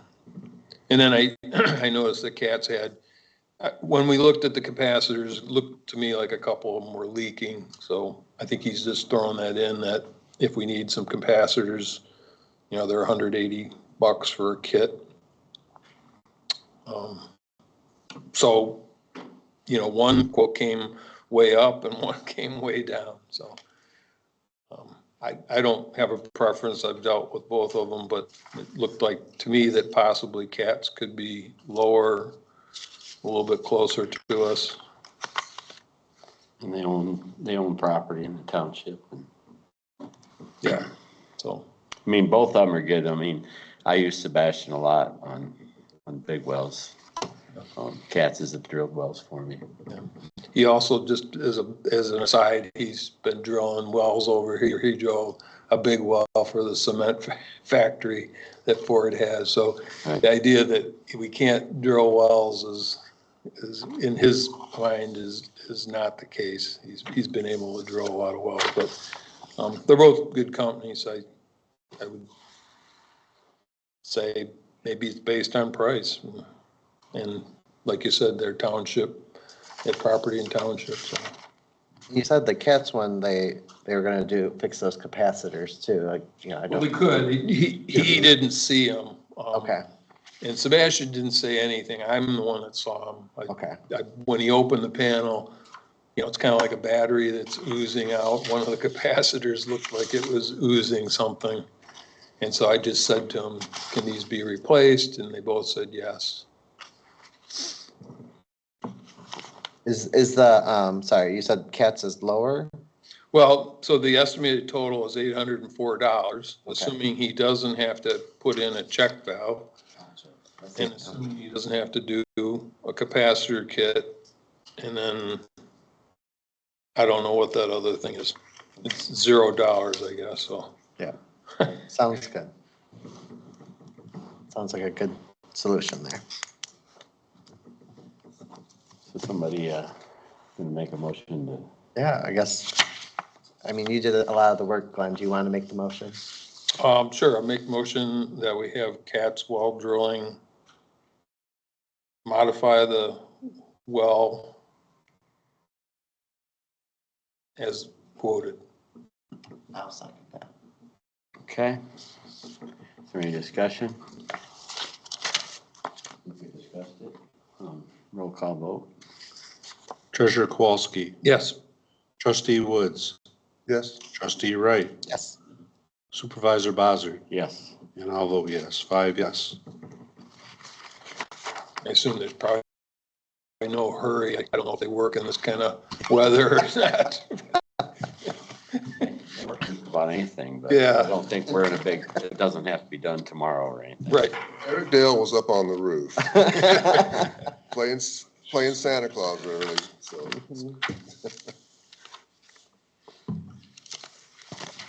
Okay, we'll go on to number 3, proposed 2026 road agreements. So I don't know if this is, I'm just asking. So what I had in mind when I made the motion was that we would approve the agreements individually, if that's acceptable to the board, rather than in mass. Way the road department explained to me, we need to prioritize these proposals, 1 through 5. And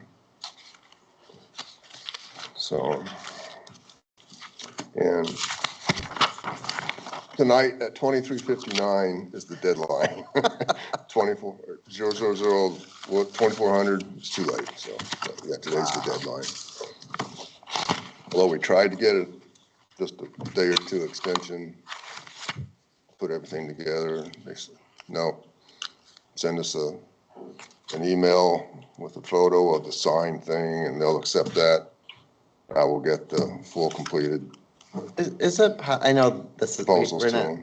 we're not there yet, but I just was wondering, like, it seems the 11th hour we get these, like last meeting, we're trying to make sense of it all. And then it's like, we have to make a quick decision.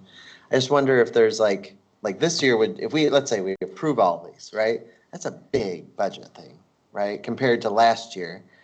I just wonder if there's like, can we know, like, what is the, yeah. Glenn, I think you had said to me, like, what's the next 10 years look like? Or Two things. One, could we get it sooner than the Friday before the Monday that we have to vote on it? Second thing would, so maybe like in late summer, if they're able to. And then the larger question would be having a 5-year or maybe even a 10-year plan that would work with it. If I remember correctly, I received these from the road department a week before our October meeting. And I mentioned at the October meeting that I would present them at the November meeting. And, you know, this being my first time through this particular rodeo. And then we discussed at the November meeting, tabled our decision to this meeting.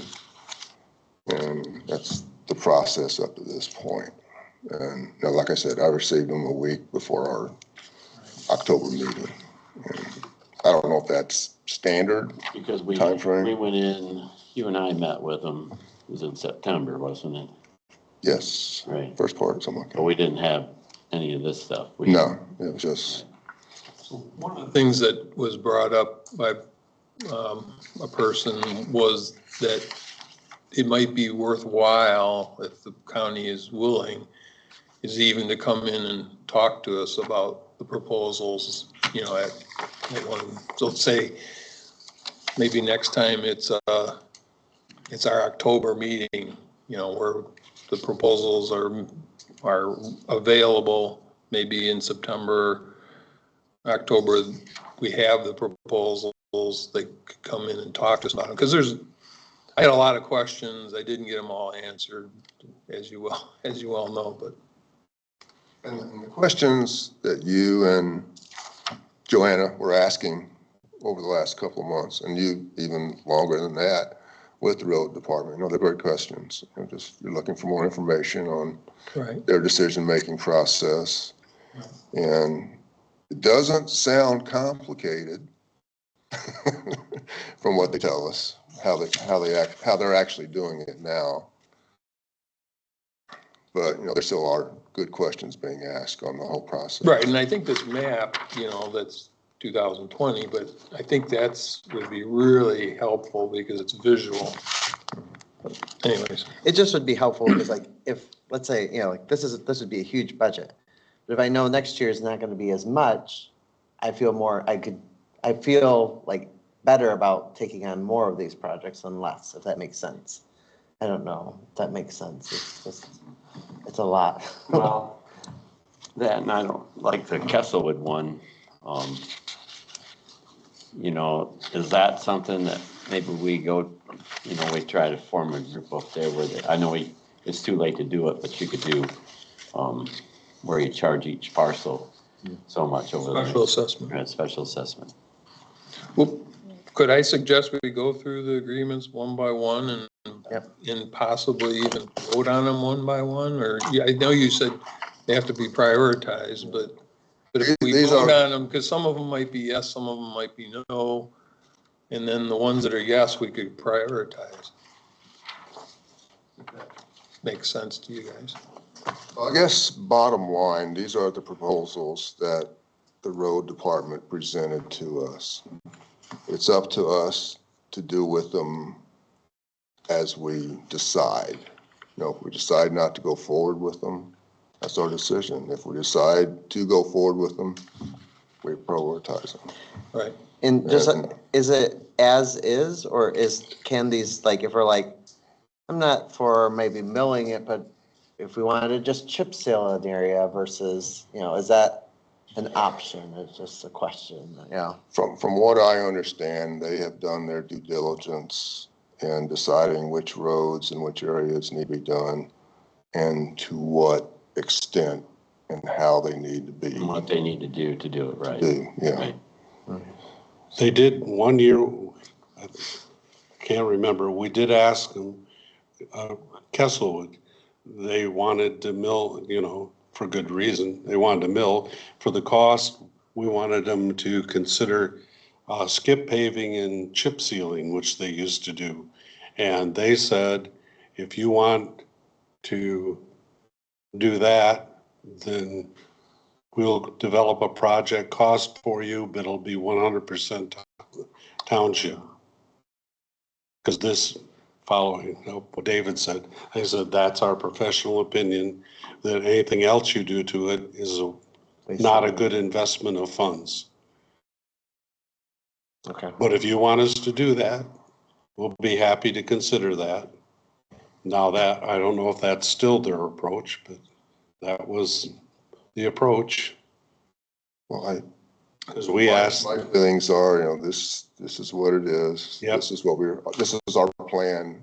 You guys decide what you want to do with it. So the first one is the 17.5 mile from G Drive to Old 27, which is basically from, well, it's not quite the town, it's not quite the township line, but it's from G Drive to Old 27, and it's chip sealing. And I don't know if we're paying for the selective tree removal or not, but I know that road, so the two subdivisions, Country Hills and Alto Relivo or Kesselwood, feed into G Drive and 17.5 miles, so it gets a lot of traffic. I also happen to live on the road, so I can recuse myself if you want me to, but I think keeping that road in good condition is going to be important, and I think chip sealing is probably appropriate for the road based on its condition, so. A lot of times when you chip seal them like that, I think it adds another 10 years to the road, so. Yeah. Right. I was reading that today. Well, if we had our ex-Kalamazoo County Road Department person here this evening, she would wholeheartedly agree with that statement, that gotta chip seal it. I'll move that we approve this, that we've moved. I'll move that we approve this agreement. Okay, I'll second it. And this is the one where the township match is 22,000. 47, 47. Okay, this one. This is 17.5 mile road, G Drive to Old Twist. Okay, there's the selective tree. I was looking at that one. Okay. They did take the trees out from G Drive to halfway to Highfield last year. I guess they didn't charge us for that. I think it was some government, some state funded it or something. Okay, So the next one's H Drive. we got to vote on that. Oh, I'm sorry. Trustee Woods, Yes, trustee Wright, Yes. supervisor Bazar, Yes. I'll vote yes. Treasurer Kowalski. Yes. Yes.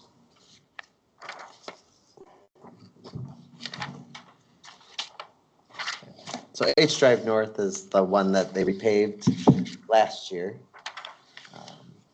It looks very nice, but it wasn't, I think the last board chose not to chip seal it. It looks like that's what this one is, you know.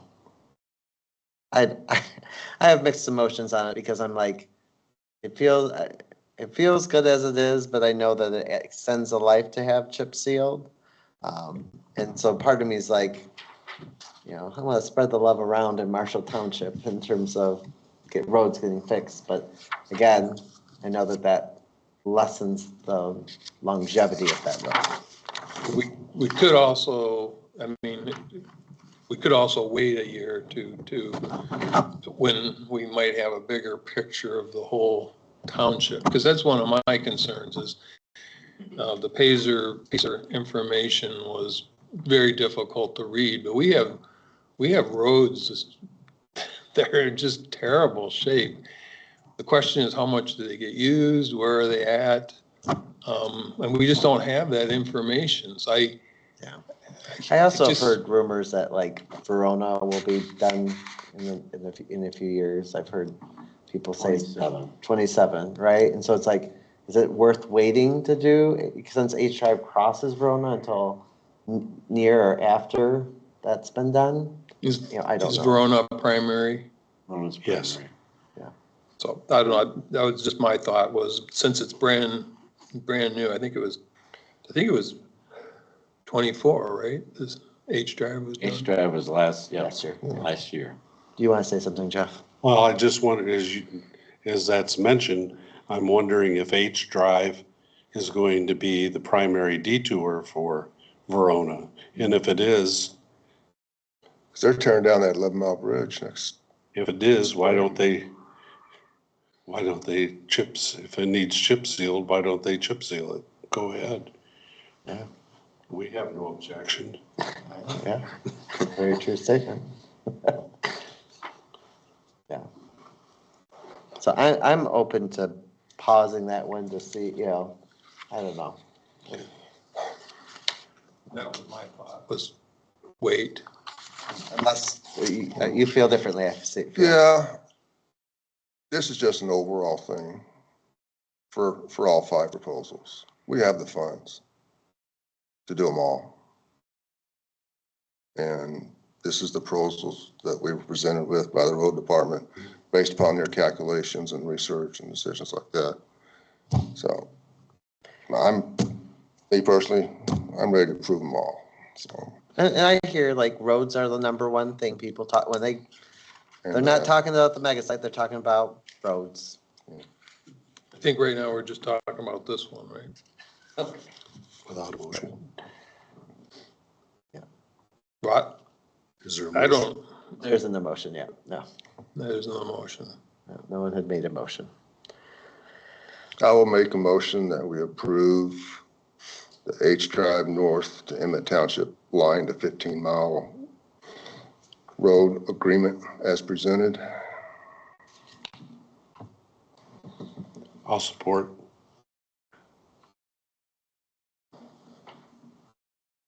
But there's just something about if we chip seal it this year, the longevity of the road is going to be, I can't remember. It does. Yeah. We won't have to do anything with that road again for Long a time. while. Well, remember, new roads, chip sealing new roads is different than chip sealing a 10-year-old road too, though. Yeah. I think you get probably more, I think Joanna and my discussion with her, you'll get more benefit if you're chip sealing a road that's a few years old because you're upgrading the road versus a new road. Okay. So, Okay. but Just, I think the traffic's going to increase once they start working on that 11-mile road bridge. So lucky you. Lucky me. That's how I get everywhere. the only other thing I can say is I think it's hard, I think, for people to understand, especially if they're living on a road that's almost impassable it's hard for them to fathom that we would chip seal a brand new road. You know, whether it's probably a very good thing to do. If you have all the money in the world, you probably would do it to every new road you had. We're not in that situation, so it's just something to be cognizant of, that there are some really bad roads, especially as I think about some of the roads west of I-69 and there's some bad roads. But we do have better roads than some other townships. A lot better roads. Yeah. I mean, I hear what you're saying about we have the money to pay for these, but there's a lot of things coming with other roads. And do we pick and choose these roads? I mean, That's my only wonder too. It's just like, it would be easier if I knew, like, that's why I was saying, like, it would be, if I knew what next year they were gonna be presenting to us, or had like, this is our, like, we see these, but not this year, but we think these will be next year, it would be a lot easier for me to have. Cause my fear also is like, well, they approved all of them last time, I'm gonna put even more, like, like there's, okay, so we have a motion. It's been supported, yeah. supported for the H drive. Do a roll call.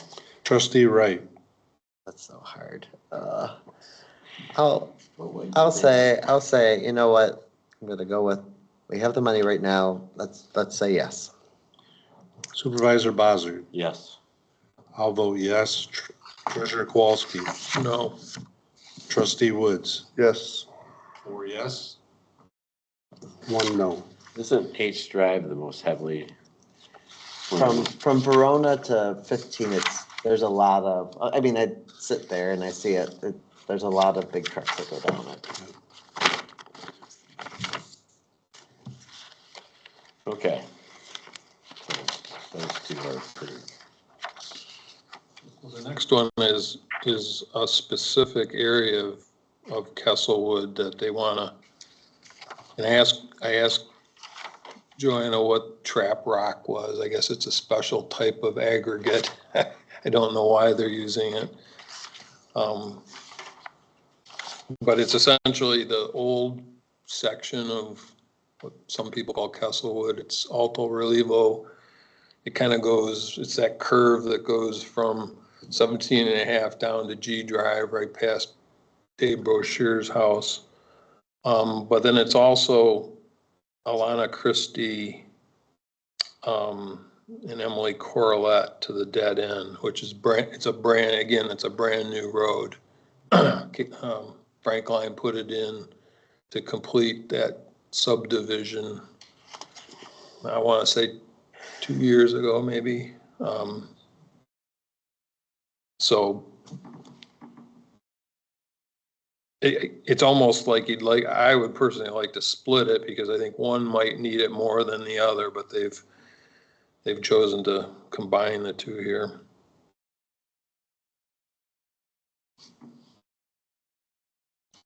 So the Alto Relievo Way that goes to G Drive is been there since the beginning of that subdivision.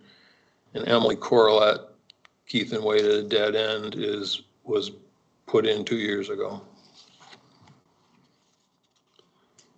I'll So, move we approve for this agreement. a second. Any more discussion? Roll call vote. Supervisor Bazar, Yes. I'll vote yes. Treasurer Kowalski, Yes. Trustee Woods, Trustee Wright, Yes. 5 yes.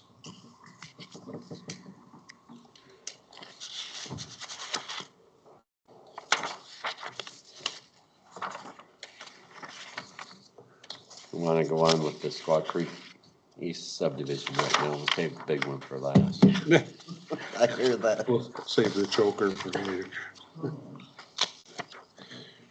Again, this is a mill and resurface, so I think if I did the math correctly, I did the math on one of them.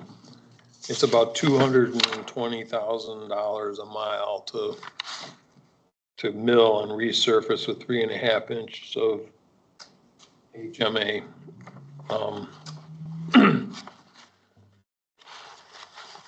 So I guess, what did they do in the other part of Squaw Creek? Was that This chip, milling and this chip repaving? seal, I It think. was just chip seal. Chip seal, and that's the newer, was the way newer part. Because, again, I'm not an expert at all on roads, but when I talked to Joanna, and it would come down to a cost, a cost comparison, but chip sealing generally is, the numbers here would say it's about $30,000 a mile. Now, if you have to, fix cracks and potholes and everything before you do it, it's gonna go up from there. But when I look at some of these subdivisions, I'm just wondering, with the type of traffic they get, being very local, and especially if there aren't any, drains and grates and that type of thing, that's a consideration. That chip sealing, fixing potholes and cracks and then chip sealing could save us a lot of money, and we could do a lot more roads. So I know that's not the proposal, but I don't know why it isn't. And those are the things that I'm struggling with, is I'd like to be able to sit across from the county and have those kinds of discussions to say, with potentially an expert like Joanne. I know she's reluctant because she's from she worked in a different county and doesn't want to overstep her, but she's very knowledgeable. So it's not always, one way isn't always necessarily the only way. I'll move we approve this agreement. Well, I was just gonna mention that Brook Drive, you could blow it up and it would be better than what it is now. Well, that's what I was waiting for your They're all opinion on horrible. this. So, I'll second this. We'll They're all second. horrible. I just drove them the other day. Yeah. Again, just, Well, Squaw Creek Road and River Park where I'm at, Yeah. they're passable, but Brook has been bad for a number of years. And they're the older section, is that? Yeah, the east side, yeah. Gotcha. You could, I like that. Thank you for the analogy. It was very easy to picture. I moved to approve this agreement. I seconded it. and Wayne second. Okay.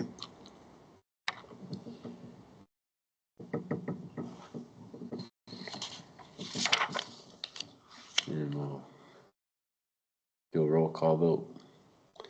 I'll vote yes. Treasurer Kowalski, Yes. Trustee Woods, Yes. Trustee Wright, Yes. Supervisor Bossard. Yes. 5 yes. Okay. Just want to discuss the Wood subdivision. The roads listed. I'll choke. No, right. I'll move we approve this. I'll second. I will say that from maybe 4 or 5 years ago when we looked into this, I realized that they did move several of the roads over to the other, to that chip seal that absolutely couldn't be chip sealed before. That this price, it looks to me, I thought our share of before was over 600,000 before. So I don't know, and it seems to me that the work is the same. But maybe, I know asphalt prices have looked like a heart monitor chart. Ups and downs. Now, this road I'm a little more familiar with because Diane and I walk it quite often.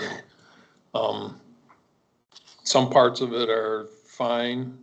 Again, it's not all, wasn't all put in at the same time. There's essentially 4 sections back there. There's the original Alto Relievo, and then there's Alto Relievo 2, and then there's Kesselwood 1 and 2 or something. I just can't fathom that it needs to be milled and resurfaced, that whole area. And the cost is mind-boggling to me. And again, I think when I look at it, I'm trying to think, if we shoot our wad this year, we'll have nothing, well, we won't have as much for next year. And I'd really like to look at a spending plan that we can sustain. And again, talking to Joanna, she's somewhat familiar with this area. I think there's a question of why we couldn't potentially chip seal it. I know that's not the proposal. That would be my reason for not wanting to do it at this point, because I don't know why it couldn't be chip sealed. So, and it's $471,000. And there's also this question, and I brought this up before, these were private roads. I don't know anything about Squaw Creek because it probably predates when I moved here in '87, but these roads were private roads that the county took over. Most of the roads county took over in 2001.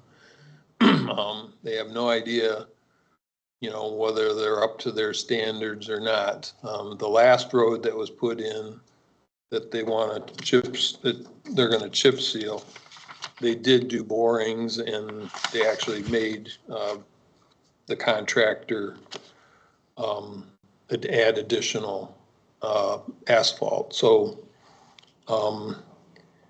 it's one of these things, I guess, that you have to deal with, that people in that subdivision bought into the subdivision with the understanding these were private roads, and then they got turned over to the county.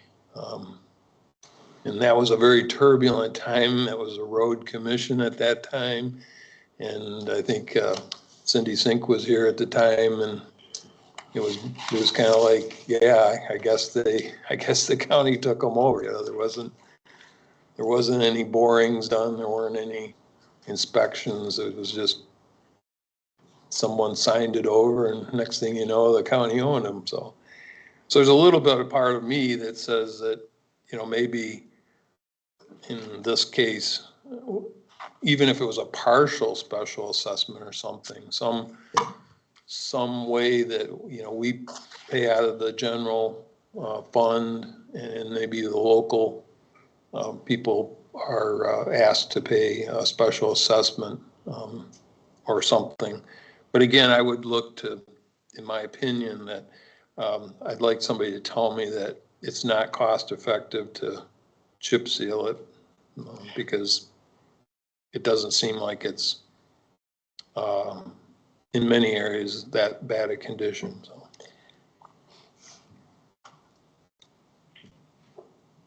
And it's $471,000 that we could use on a lot of roads.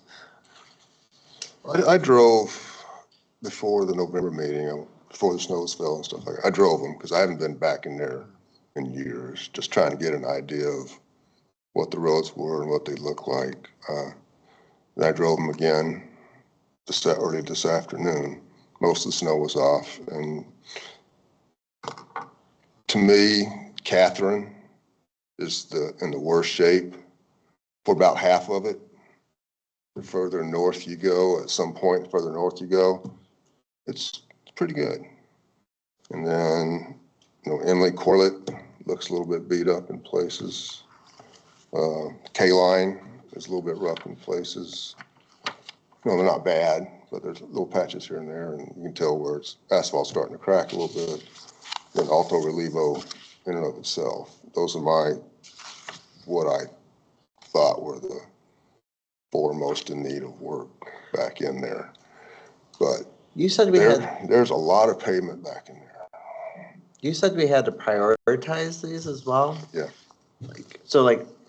I'm trying to understand. If we had approved all of them, there's still a good chance the county would be like, no, you're getting these four. We are top four, not necessarily number five. So they have a ranking scale, which is very complicated, because they have a pot of money. Yeah. And so they go to this, it's a giant page of ratings now that somebody dreamed up.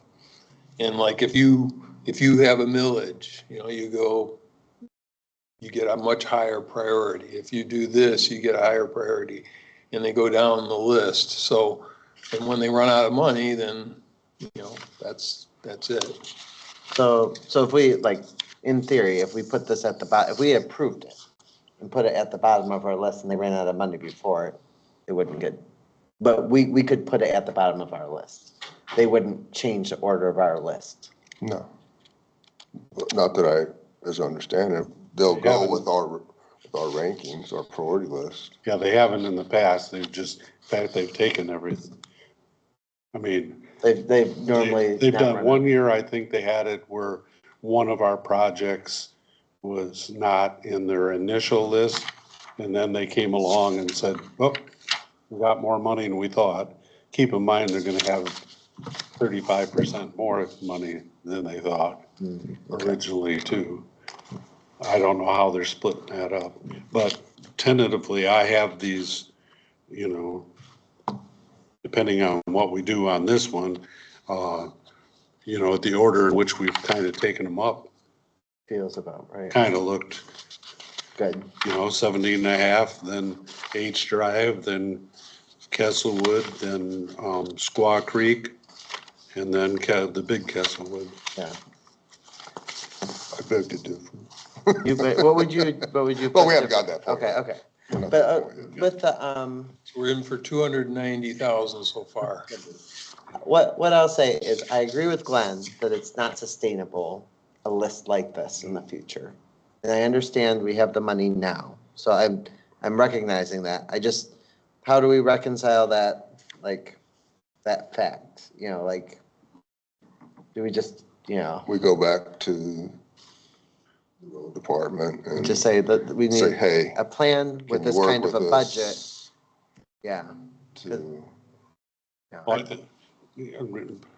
my thought is that if we do these, if we approve the Castlewood one and we do these, then I think that in line with an overall 5 to 10 year plan, that I really seriously think we should have a policy that many urban townships have, and we're kind of there, kind of on that line, where subdivisions do participate in the cost, because there's kind of like, there's primaries, there's counties, but even within that county road, the road department even thinks of local roads where there's more, not only the traffic for the residents, but also passers through, even if they're not primary.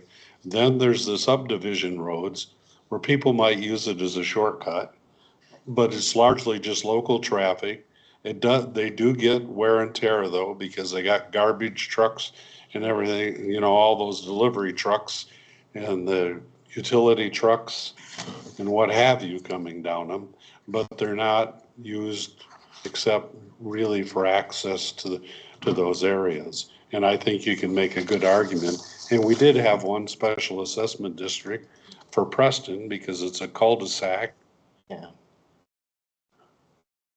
And Oakland wanted it.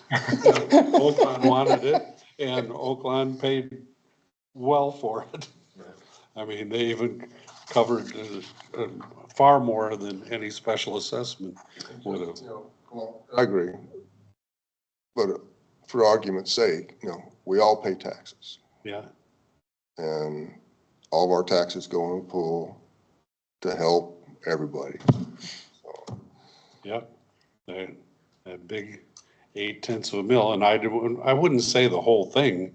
I mean, you can have like a 70-30 or a 50-50, Right. like you do on a drain district where it's the township at large for X% of it.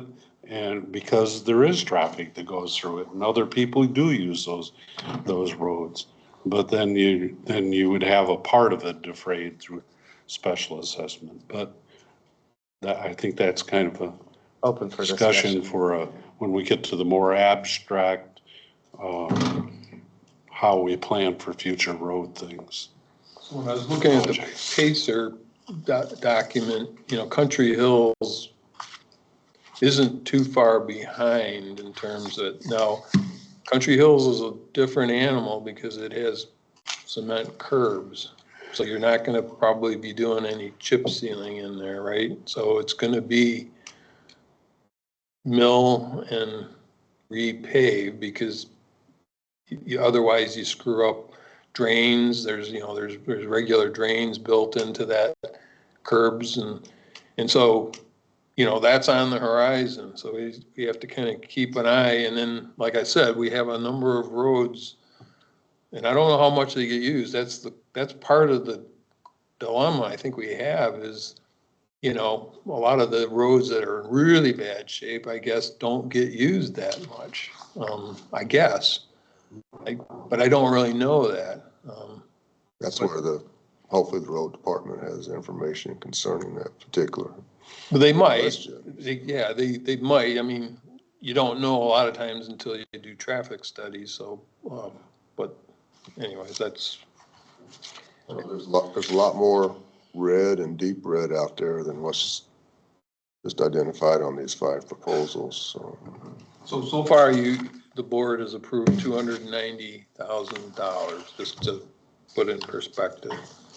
This one would be more than that. This is 471. I know, but more than all the other ones we put together. It's just, it's a note. 760,000. 762, 462, 12. How do you feel, Dave? I'm curious your thoughts. I haven't heard. Well, I mean, I kind of feel like this one here, it's like anything in a subdivision doesn't get like a road that's used by trucks and stuff, and there isn't a lot of people live on it. I mean, the township should pay for that, but when these don't get used much more than by the people that live there.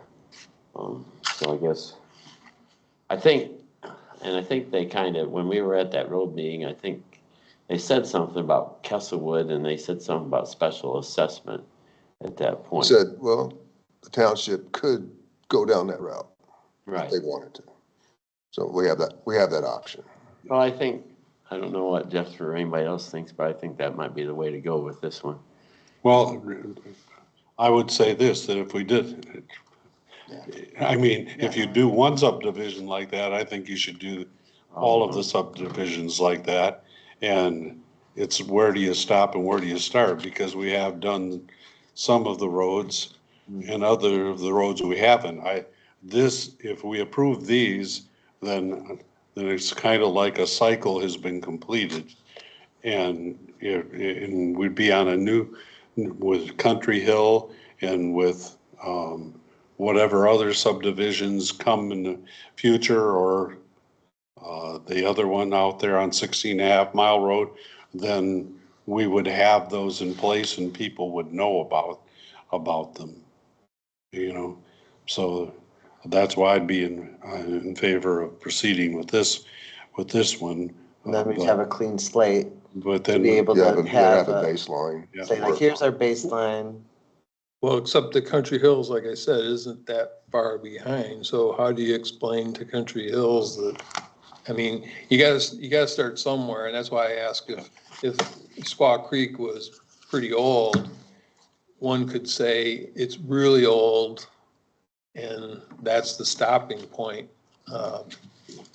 You could say it for any of them, right? I mean, at the end of the day, and that one's already approved, so it's behind us, and it sounds like it's in terrible condition. I guess you made the assessment of both of them. I assume it's worse than Kesselwood. Brook is, yeah. Catherine, I'll rank second behind Brook. I mean, we could. But it's in certain places, right? It's like under trees and. Atlanta, Christina, on around the curve, and then you get up a ways, and then it turns pretty good. Yeah, you get up to Victor Lane. then Yeah, it's- that's the newer section. Yeah, the newer Then you section. go downhill. So here's what we could do. We could approve this. Start a line in the sand in the sense like, put a survey out there, like, we could do a millage, or we could do special assessments and get people's feedback on it. And then we'd have at least some evidence from residents about what they want in terms of future, we're getting these big bills, we can pay it for this year, but this is gonna be hard to sustain in the future. Get some data that says, well, most people want it to be, my guess is special assessment would be what most people probably want. Then we have data to say why we're going to go in that direction. I don't know. That's just a thought. So the only other problem I have with this is that it's a mixed bag, right? We're being asked to vote on one thing, even though we know some of the roads are older and worse than others. And it just seems like it should have come to us based on the condition of the roads, not we're gonna do all of Kesselwood. It doesn't make sense to me at all, but. It's probably easier for them though. Well, I think it's probably, there's an economy of scale of some sort too, that if you do it piecemeal, it's probably going to be. Well, then you gotta go back in, and you're gonna tear up something a else. good road to do another Yeah. road. Yeah. So probably I understand where they're coming from, so. All right, I think we're ready for a vote. Treasurer Kowalski, No. trustee Woods, Yes, trustee Wright, I'm gonna say yes to draw the line in the sand. supervisor Bossard, I'm struggling with this one, It is a hard one. but I'll say yes. and I'll vote yes. 4 yes, 1 no. Okay, Now now we we gotta need to rank them. Now we gotta prioritize them. Well, the last one I think should be number 5. Okay. I don't think there's disagreement with that. Very last one, please.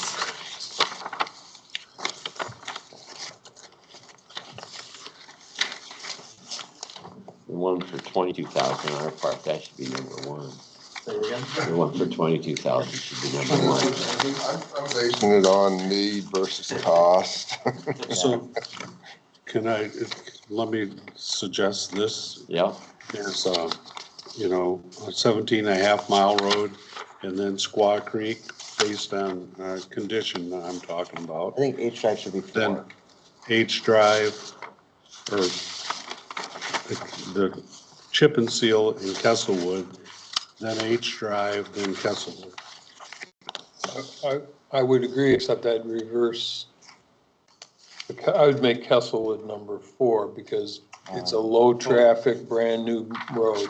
Above H Drive. And H Drive is a higher traffic. Okay, that's fair. I have Squaw Creek as number 1. Just maybe because of Brook. H Drive is 2. Castlewood, the big one, the major one. I have 3, but I'm open to moving that around. Castlewood, then Castlewood, the minor part, and then the 17 and a half mile road.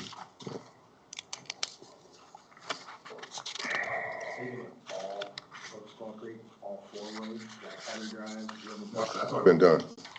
so they're only doing East, Squaw Creek Road, Brook, and River Park.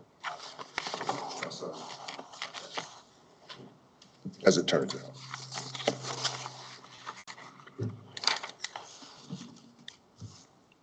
Probably lean towards your direction, Glenn, on that one. Just, I don't know. I just struggle with putting the big one. I think anything but the back. Shooter's skin. Well, I think That's what the big one was. I started with the big one as 5. right. Because that's what I heard from Dave. And then I heard 17 and a half as 1. And then I heard,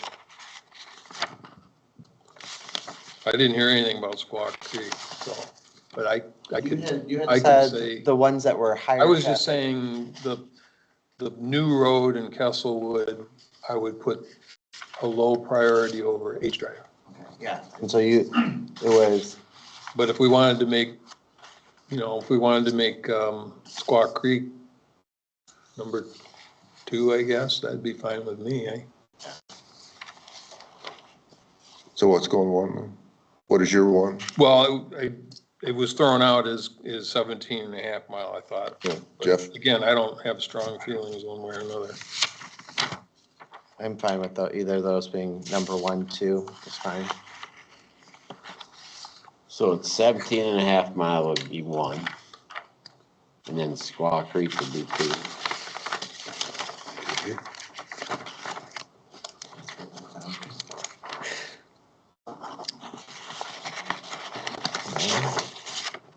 And then H drive? Yep. H drive would be 3.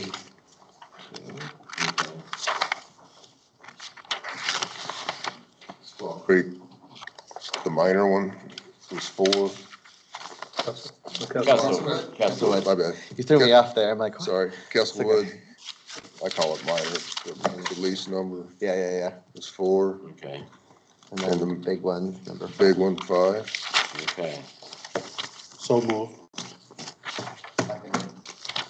All right. You gotta vote on that. This is a complicated one. It's a lot of money. It is a lot of money. Yep. And I have questions about that, but, Goes nothing your to do fire with this, but. That's already a done deal. Well, they're hard to get. 3 years ago. Okay. All right. Is there any other? Trustee Woods, Yeah. trustee Wright, Yes. supervisor Yes. Bazey. Yes. Treasurer Kowalski. Yes. 5 yes. I hate being number 2. I know, one's hard too, though. And this one, I don't know. I got a lot of stuff to sign. Yes, you do. Okay. And then I gotta get it. Yeah. I Fax. think that's why we chose it. I really looking through these. Okay, is there any other matters that the board member wants to bring up? I just want to bring up one, while it's on my mind. I had been looking into I'd been looking into the lawsuit against the township. I talked to the lawyers, I talked to the insurance company. I think because we have new board members, I would just throw out the idea of having a special meeting, potentially on the January 12th, or it could be January 5th, just to hear the status and see if there's any input that the board would like to make on that. It's at a different phase, and, I don't want to get ahead of the discussion, but just, 3 of us are new, and it might be worthwhile to have, all 3 of those people are available on the 12th or the 5th, or probably other dates if you so chose. I just thought maybe a special meeting so that people didn't have to wait around. I don't know how long it would take. It probably depends on how many questions you ask, but. So I guess I would move to have a special meeting, I guess, on January 12th at 7 o'clock. I'll second that. Okay. So I don't know if that works in everybody's calendars, but it's a Monday, and 7 o'clock would be after work hours, and they were okay with that. And who are the parties? What do you mean, who are the parties? The lawsuit? Yeah. That will be here to discuss this. Would just be the attorneys. The insurance company's lawyers and the insurance company adjuster.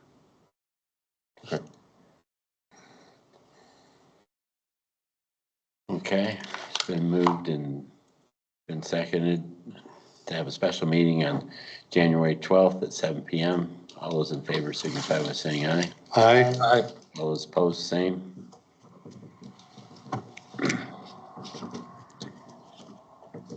The only other thing I was going to bring up is I just wanted to let everyone know the Longstreet Living Furniture sent the thing to Maida, and they received it and said thank you. They thought it looked good, so we got that.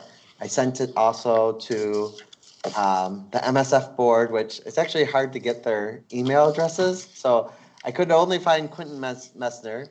I sent it to him and he's like, I'm out of the country. And I'm like, great, send it to this other person. So I sent it to them.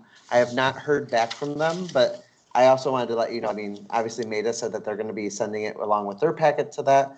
My goal is I had quickly got it off to Sweden, so I didn't get a chance to go to the furniture store, and I wanted to give them a copy as well. So just to kind of say, this is what we as a board kind of approved and did. But I just wanted to follow up and let you know the status of that letter. Was that just for the land, or was it for a land and a building? You in your note had land, and I don't know if I got my response to you early enough, but I thought I had heard that it was the land and a building. Yeah, I know at least it's the land. I don't know the condition of the building or what the plan is of that, but my assumption is it's that property in general.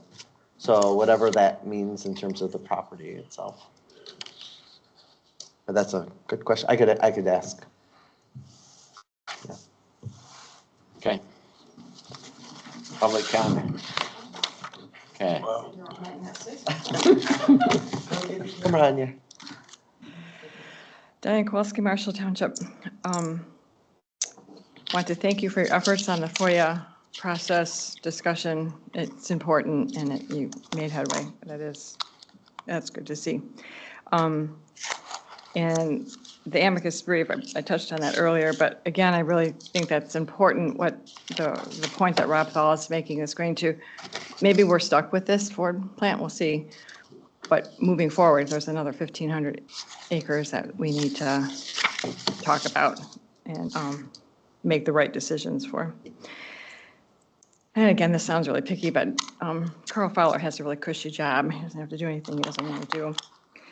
I struggle with the Kesselwood roads because they were private roads and the county, for whatever reason, took them over without checking into that. And who knows, are they going to go in and do everything that they're supposed to make them up to code, or are we just going to keep patching them over the years because they were never done right in the first place?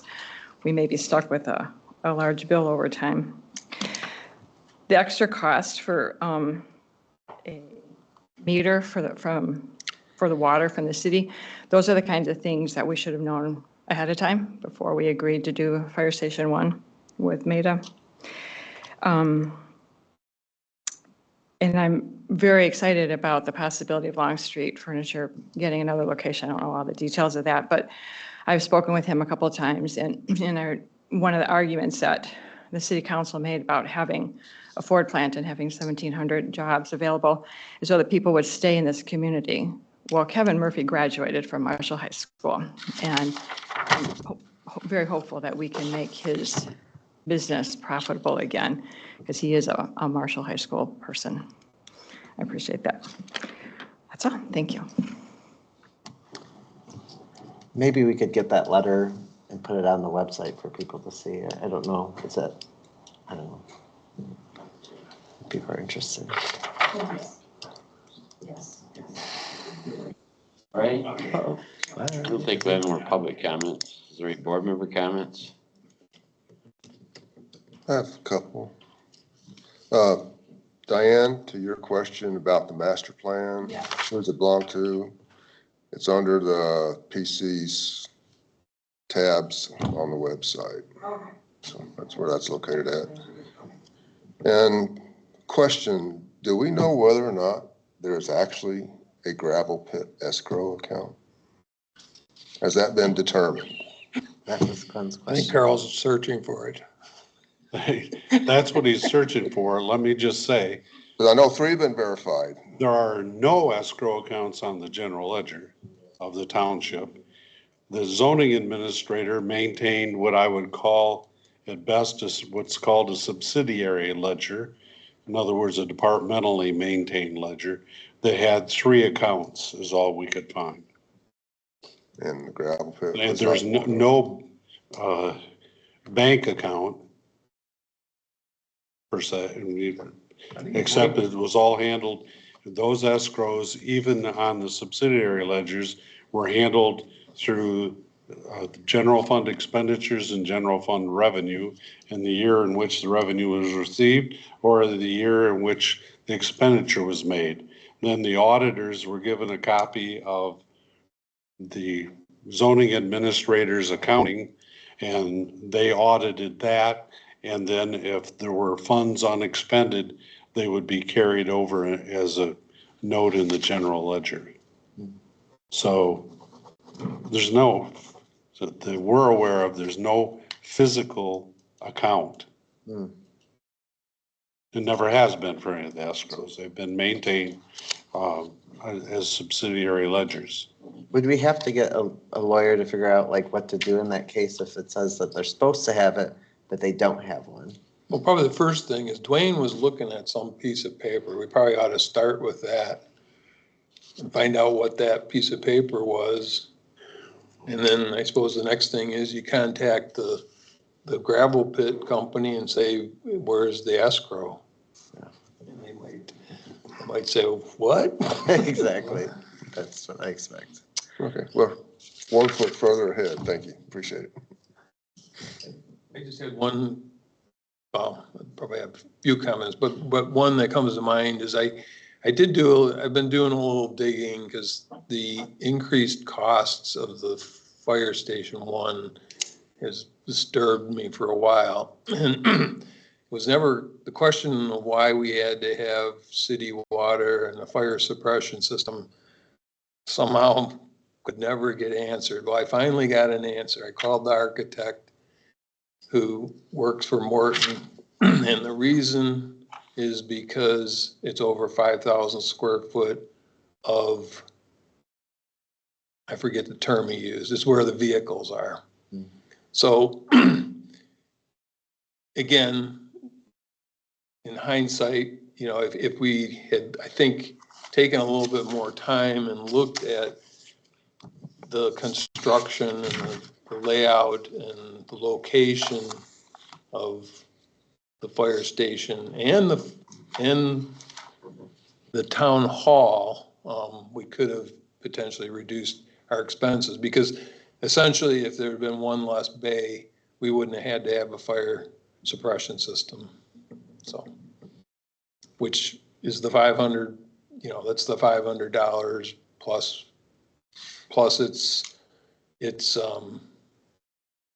it's the, well, there's a lot of costs, and it's, that would be my last comment, is I hope the fire board can highlight, what those budget changes are and how they'll affect the fire budget going forward. So that's all I had.